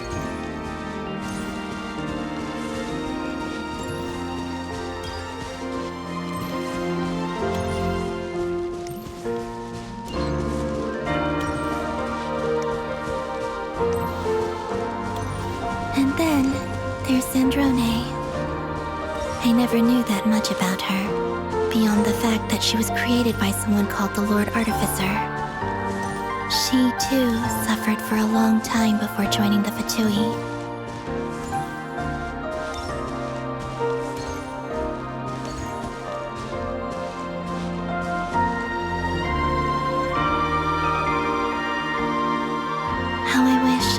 talk to her again, even if only to hear her say nasty things to me.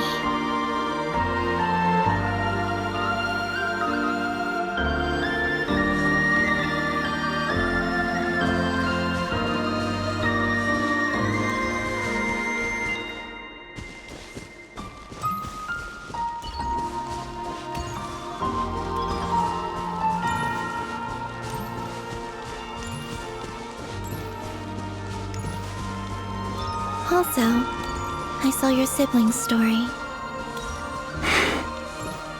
I'm afraid I didn't see much. It seems that she rarely came to the surface, where the moonlight shines. But I did notice that back when you first set out on your journey, she would often appear nearby, gazing at you from afar with a guilty look in her eyes. Lumine. Let us speak no more of the past. I probably shouldn't reveal so much about my friends. It's not my place. Let the moonlight carry us forth. We are very close now.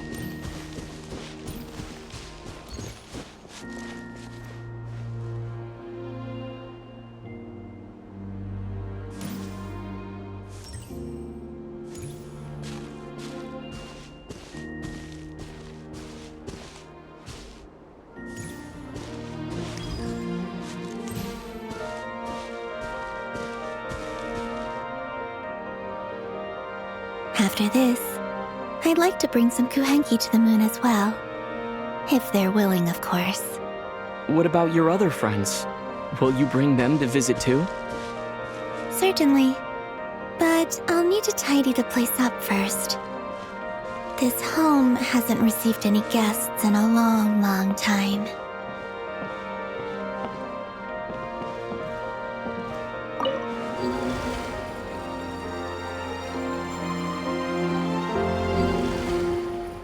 I remember writing something similar with you on Moon Prayer Night. I believe it was called... Dodoko's Whirligig.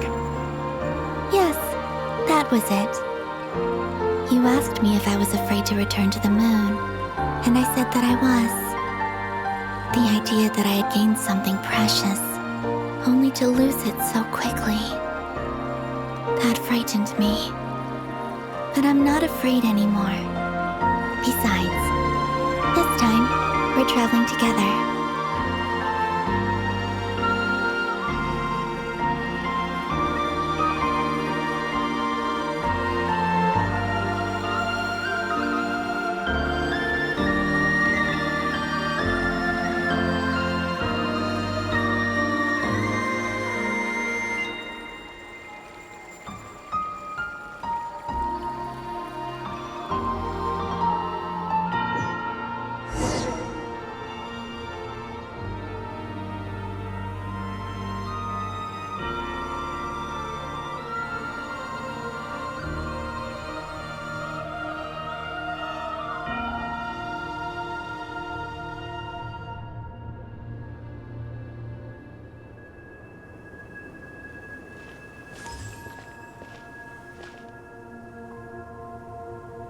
We're here.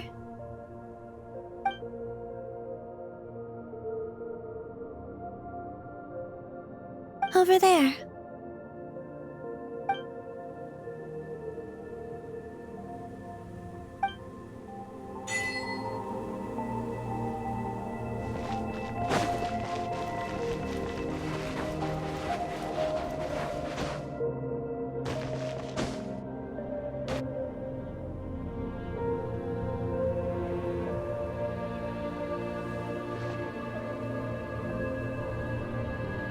Our spaceship.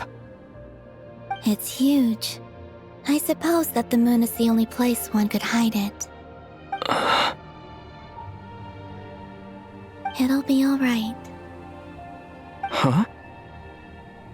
The way you feel in this moment, I went through it too, on Moon Prayer Night. The door was right in front of me, but I struggled to find the courage to step through. Solitude for me once meant living a life in which even I was absent. Before I met you, that was the only life I knew. But that night, Solitude meant throwing away the life I had gained after meeting all of you. Columbina. Go. Retrieve the part of your life that was once lost. Trust me, you will lose nothing by doing so. Look, Teyvat is right there. All of our friends are down there, waiting for us. You're right. Thanks, Columbina.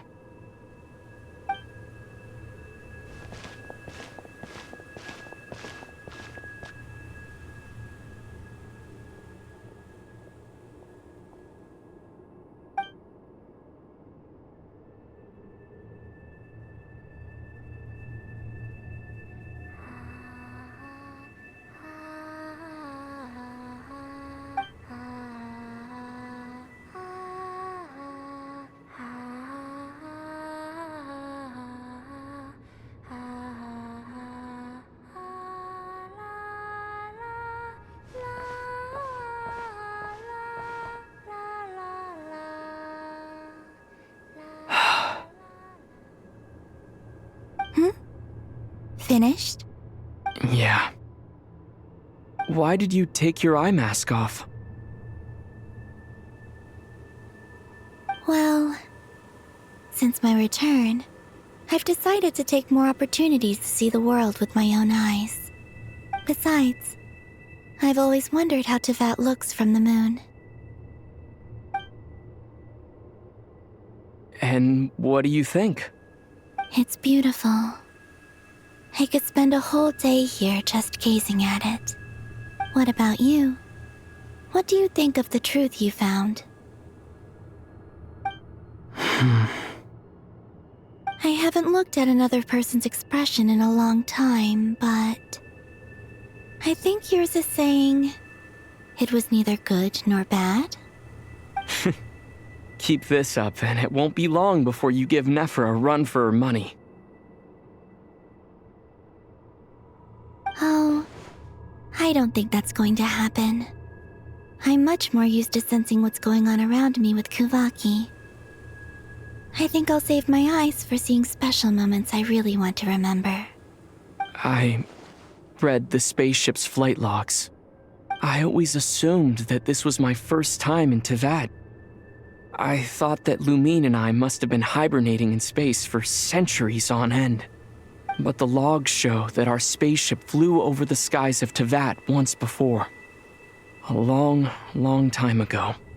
Flew over? So you didn't land? No, the ship barely came to a stop before flying on again. After that, it continued traveling through space for a long time. Some of the data is corrupted, but I suspect that it kept flying for thousands of years. It was only after that that the ship made a forced landing in Nod-Krai. When Lumine found me, she came from outside the ship. Could this mean that she left the ship long before I did? Maybe even during our first pass over Teyvat. Are you alright? Yes, I can feel that the truth is coming together, one small piece at a time. I remember Lumine telling me that when she first arrived in Conria, she could not recall the past. So this might be something that even she doesn't know. Here, I made some space for you. Your mind must be racing, and this seems like the perfect place to relax and clear your head.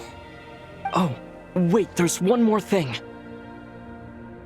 What is it? Wait here a moment.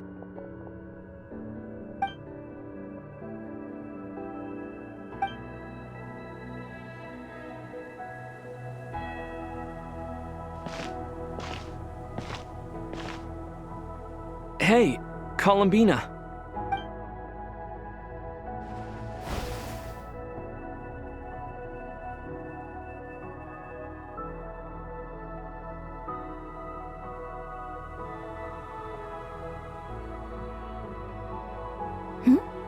Is that a new outfit?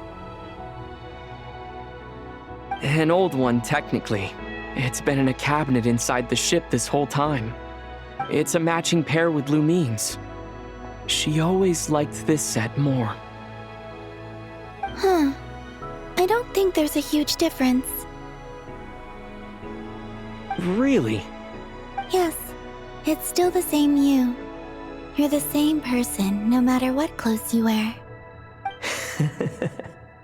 Only Columbina would make an observation like that. Traveler, do you consider Teyvat your home? Home is wherever Lumine is. But then after all the time I've spent here, and everything I've been through, yes, I'd say it's my home. Would you change your answer if Teyvat changed appearance? I mean, if the truth about Teyvat turned out to be different than what you thought. I don't know, but I don't think so. The truth is not what matters most to me about Teyvat. When I was first born, I longed for a home. And when you get something before you're mature enough to understand the world, you just take it at face value. I thought that a home was a transaction. You give me what I want, and I'll do the same for you. But you and your friends taught me what a true home should look like. You never asked for anything, yet you gave so generously to me. That's because your friendship matters to us. It was worth it. In the past, I thought that my birth in Nod-Krai must have been a mistake. But after journeying to the distant past where the story began, I realized that it was I who chose Nod-Krai to be my future home. Now, I am glad that I made that choice. I'm sure your friends are just as glad. In fact, I intend to make the same choice today as I did back then. What do you mean? Well, I've given the Eternal Moon's Marrow to Lauma, and the Iridescent Moon's Marrow to Arlecchino. And now, I shall return my Kuvaki to Nod-Krai again, that it may continue to protect my chosen home. Wait, but what about your body? Oh, are you worried that I'll disappear again? I won't. Not this time. The Frost Moon has now entered the fall sky, and I am the Tri-Lune goddess. I am only returning to Nod-Krai the part of me that it needs. I am giving what I can, because my home is worth it. Oh, and I have something for you, too. For me? Yes. Come closer.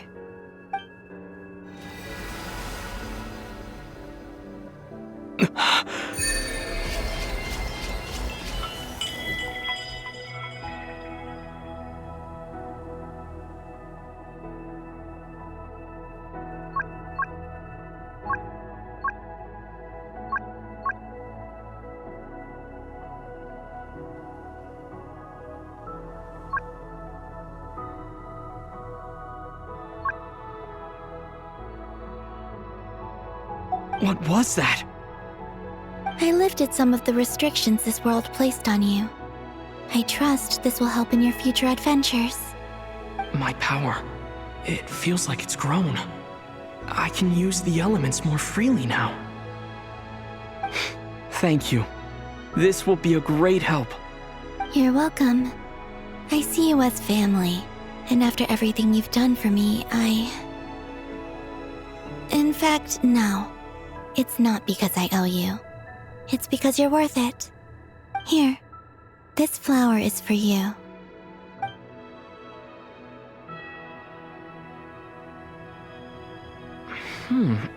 Isn't this a moon prayer blossom? Yes. Don't worry. You will never see these flowers lose their color again. I'm finally discovering the joy of giving. How I wish I'd learned this sooner. Hey, better late than never. What are you thinking about now? Why don't you take a guess? You get 1 shot. I don't think I'll get it in one guess, but I'm sure it's a happy thought. That's kind of a sneaky answer. I can't say you got it wrong. Down in Teyvat, the moon seems so far away. I felt it might always lie beyond my reach. But on the moon, everything feels so close by. The haze that once enshrouded the skies has finally been dispersed. I feel like a traveler on a winter's night, starting a new chapter in my tale by the warmth of a bonfire. I don't have a lot of luggage, but I do have a lot of hope for the future. Well, what's next? Next? To start with, I want to stay here just a little longer. After that, let's return home and continue our journey.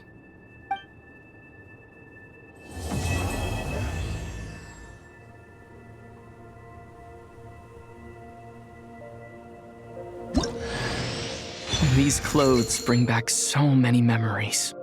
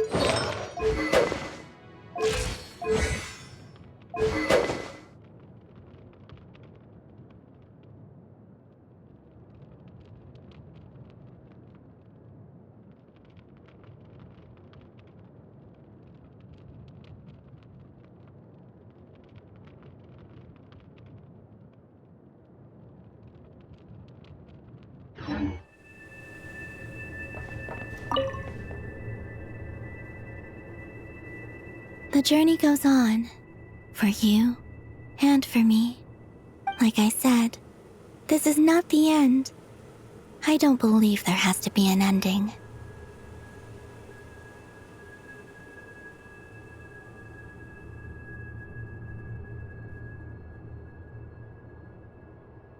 Oh, is that your next destination? Most people would probably tell you to pack some warm clothes. But I experience things differently than most people, so I can't know how cold it is.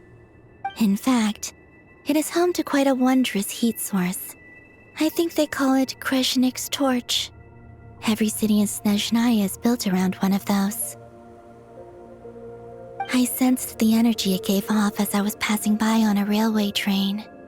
It felt grand and distant.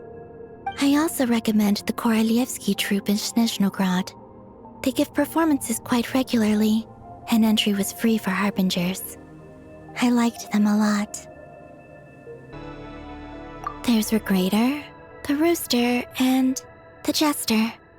Between them, they control a lot of what happens in Snezhnaya, but I can never wrap my head around how exactly power is split between them. I just know they are each responsible for many specific domains. I noticed that the Rooster and Regrator often appear to get along on the surface, while working against each other in secret. And theirs is not a friendly rivalry. But I wasn't particularly interested, so I tended to keep my distance. Now that I think about it, the term Mistelton often seemed to come up in connection with Project Stuja.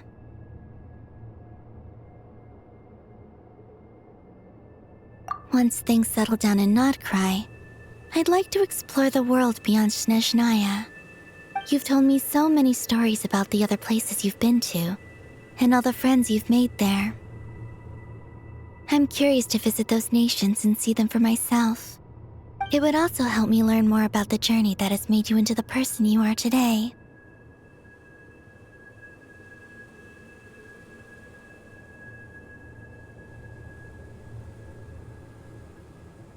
Okay. As you continue on your journey, don't forget to gaze up at the moon once in a while. It is, after all, no longer an illusion. It shall cast down its true moonlight, connecting us in truth.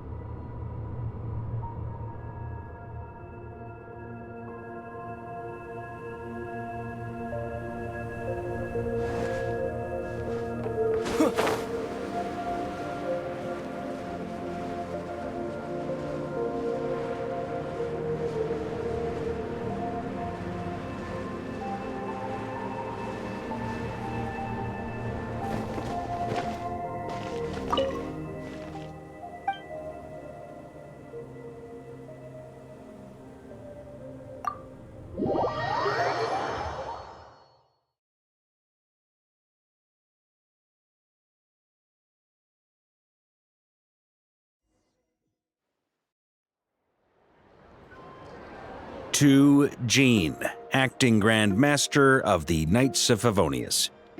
This preamble is such a pain to write. It's probably high time we got rid of this acting business. I trust that Dern has updated you all on recent events. Hope we didn't worry you too much.